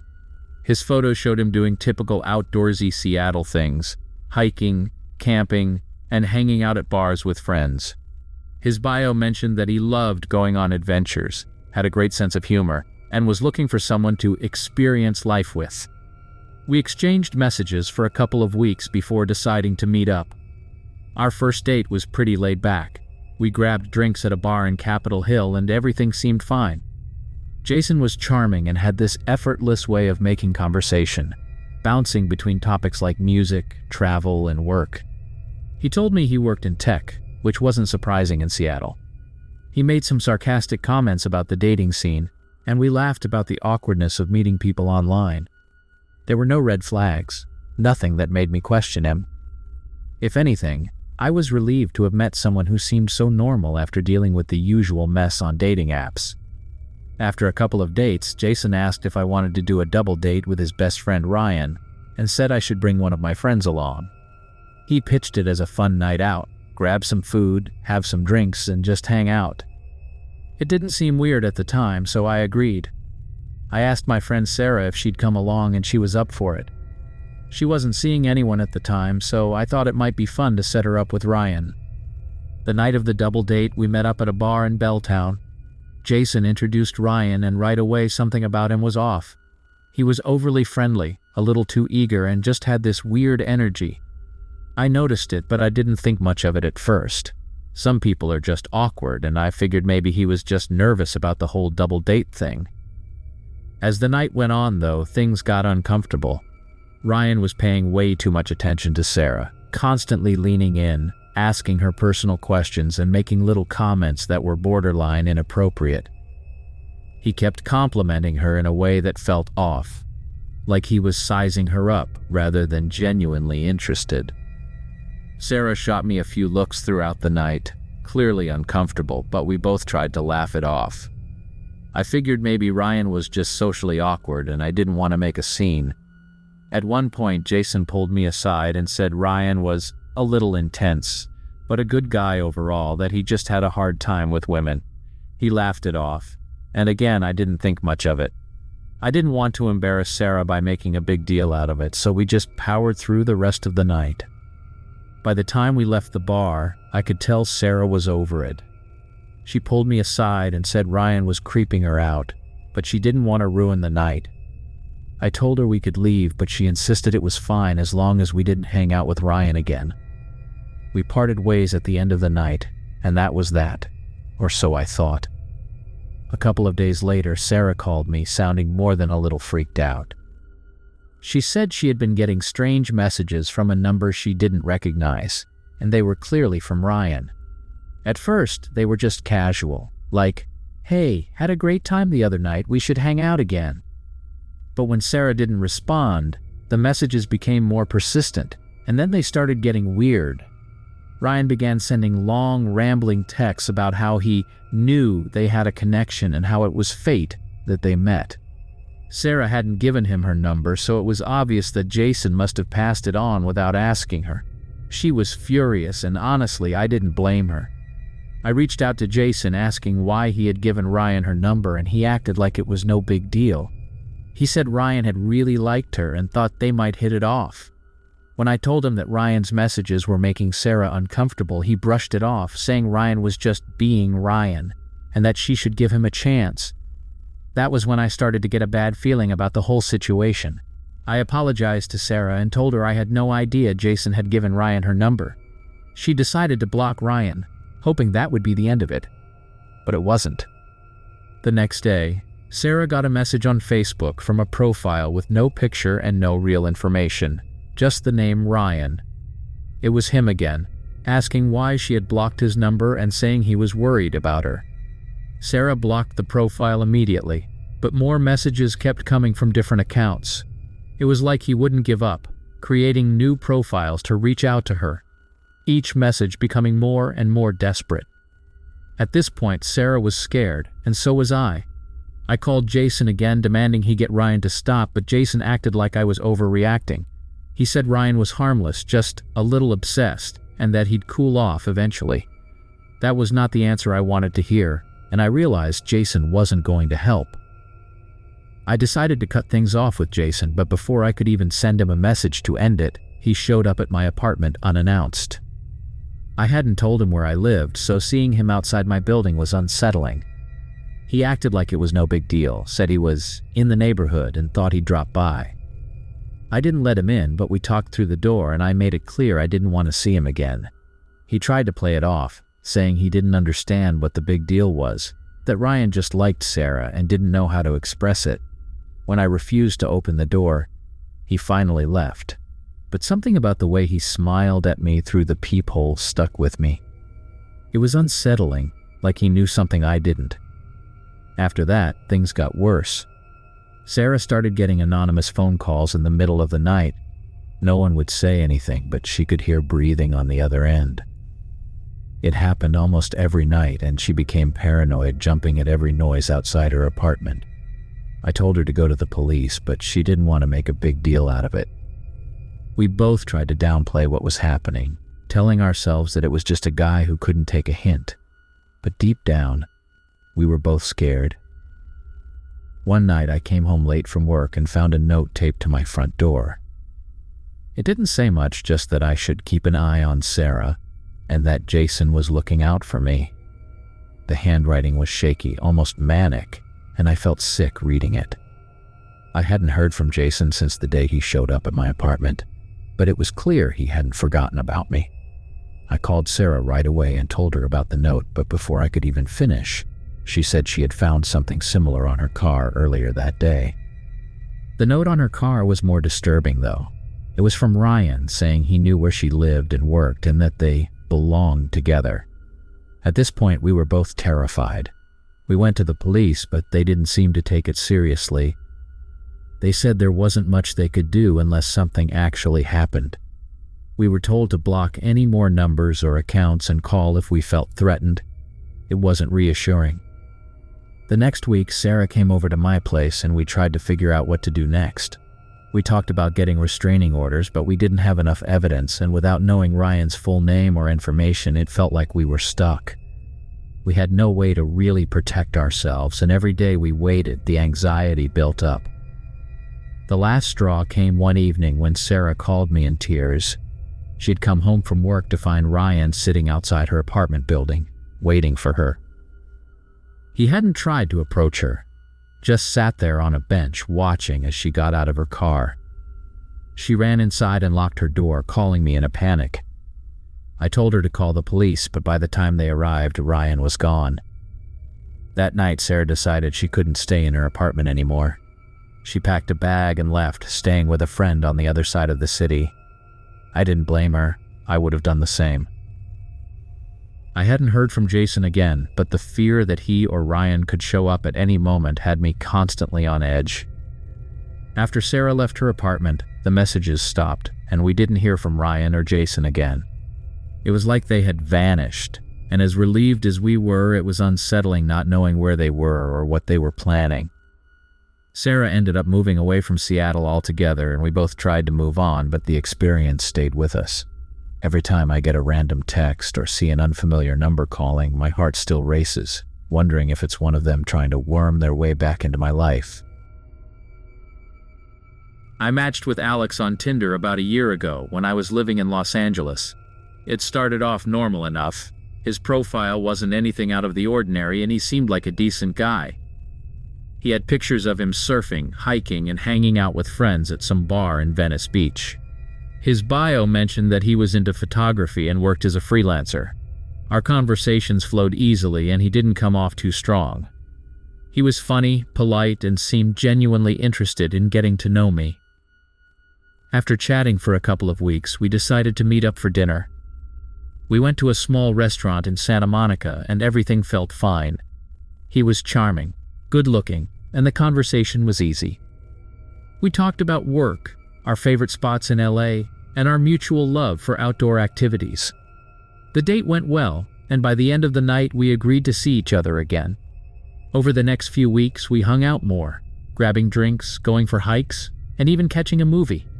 Everything felt like it was moving at a good pace. I liked him, and it seemed like he liked me too. He was attentive, always texting me to ask how my day was going, and he seemed genuinely interested in my life. I didn't notice anything off about him, and to be honest, I felt like things were heading in a good direction. But then, one night, I got a message from a random profile on Tinder. It was from a girl claiming to be Alex's ex-girlfriend, and she warned me to stay away from him. At first, I didn't believe it. I thought maybe it was someone messing with me, or maybe even some jealous ex trying to cause drama. The message was vague but unsettling. She didn't say much, just that Alex had a history of being controlling and that I should be careful. I brushed it off, but the seed of doubt was planted. A few days later, I asked Alex about it. I wasn't trying to accuse him of anything, but I wanted to see how he would react. When I brought it up, he got defensive right away. He didn't just brush it off like I expected, he got angry. He claimed his ex was crazy, that she had been stalking him for months, and that I shouldn't believe anything she said. His reaction was intense, way more than I expected. It made me uncomfortable. But I told myself maybe he was just frustrated with her. I didn't want to make a big deal out of it, so I let it go. But after that, things started to change. Alex became more possessive, though it was subtle at first. He would ask me who I was with, what I was doing, and when I would be free. He started getting annoyed if I didn't respond to his texts right away or if I made plans without him. At first, it seemed like he was just being attentive, but then it started to feel smothering. He'd call me multiple times a day, even if I was busy at work, and if I didn't answer, he'd blow up my phone with texts asking where I was. I tried to brush it off, but it started to wear on me. One night we were out at a bar, and I casually mentioned a guy I worked with in conversation. Alex's mood shifted immediately. He started asking a lot of questions. Who the guy was, how long I'd worked with him, if we ever hung out outside of work. His tone was harsh, and it caught me off guard. I told him it was nothing, just a coworker, but he wouldn't let it go. He kept pushing, saying I should be honest with him, and that he didn't want any secrets between us. I remember feeling uneasy, but I didn't know how to address it. I told myself maybe he was just insecure. Things escalated over the next few weeks. Alex started showing up at my apartment unannounced. At first it was kind of sweet. He'd say he was in the neighborhood and thought he'd surprise me. But it happened more often, and I started to feel like he was checking up on me. He'd show up when I was hanging out with friends, and I could tell he didn't like it. He'd make passive-aggressive comments about how much time I was spending with other people, and if I didn't invite him along, he'd get irritated. One night I went out with a few friends to a bar in downtown LA. I didn't tell Alex about it because I just wanted a night with my friends, no drama. But halfway through the night, he showed up. He hadn't texted me, hadn't called. He just appeared out of nowhere. He acted like it was no big deal, saying he thought he'd surprise me again. But I could feel the tension. He barely acknowledged my friends and kept trying to pull me away from the group. when I finally told him I needed some space and wanted to hang out with my friends. He looked at me with this intensity that made my stomach drop. He didn't argue, but he stayed at the bar, watching me for the rest of the night. I felt trapped, unable to relax or enjoy myself. The next morning, I woke up to a series of texts from Alex, accusing me of flirting with other guys at the bar. He said he had seen the way I was talking to one of my friends and it made him uncomfortable. I tried to explain that it was just a friend, but he wouldn't listen. He kept going, saying I was disrespecting him by spending time with other people and not including him. I was exhausted from the argument and didn't know how to make him understand that he was being irrational. That's when I started to distance myself. I stopped responding to his texts as quickly and I didn't make plans to see him as often, but that only made things worse. Alex would show up at my apartment more frequently, asking why I wasn't answering his calls or why I didn't want to see him. He'd stand outside my door, knocking for what felt like forever, refusing to leave until I let him in. I started to feel trapped, like I couldn't escape him. One day I came home from work and something felt off.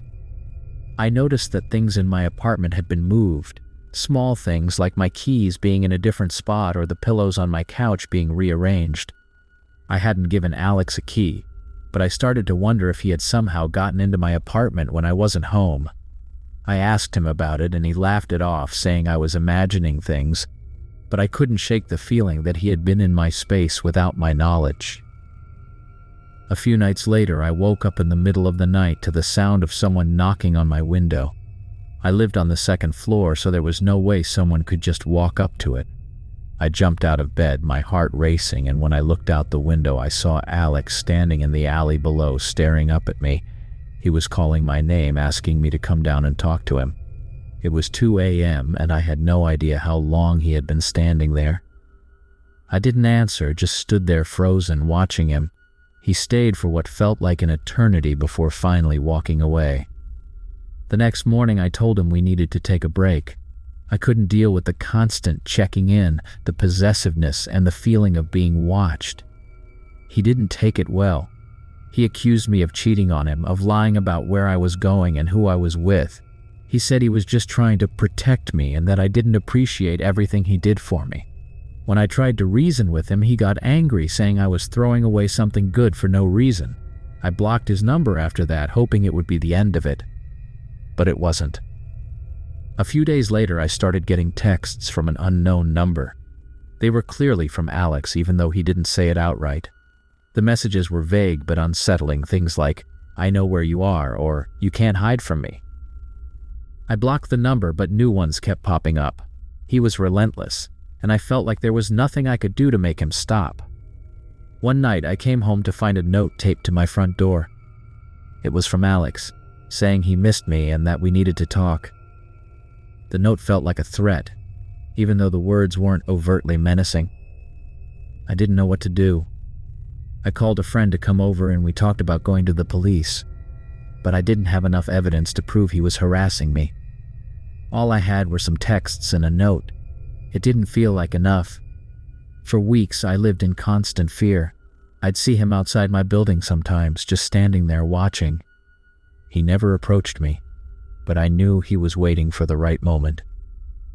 I started changing my routine, taking different routes to work, avoiding places I used to go, and always looking over my shoulder. I felt like I couldn't escape him no matter what I did. Eventually, the texts stopped, and I didn't see him anymore.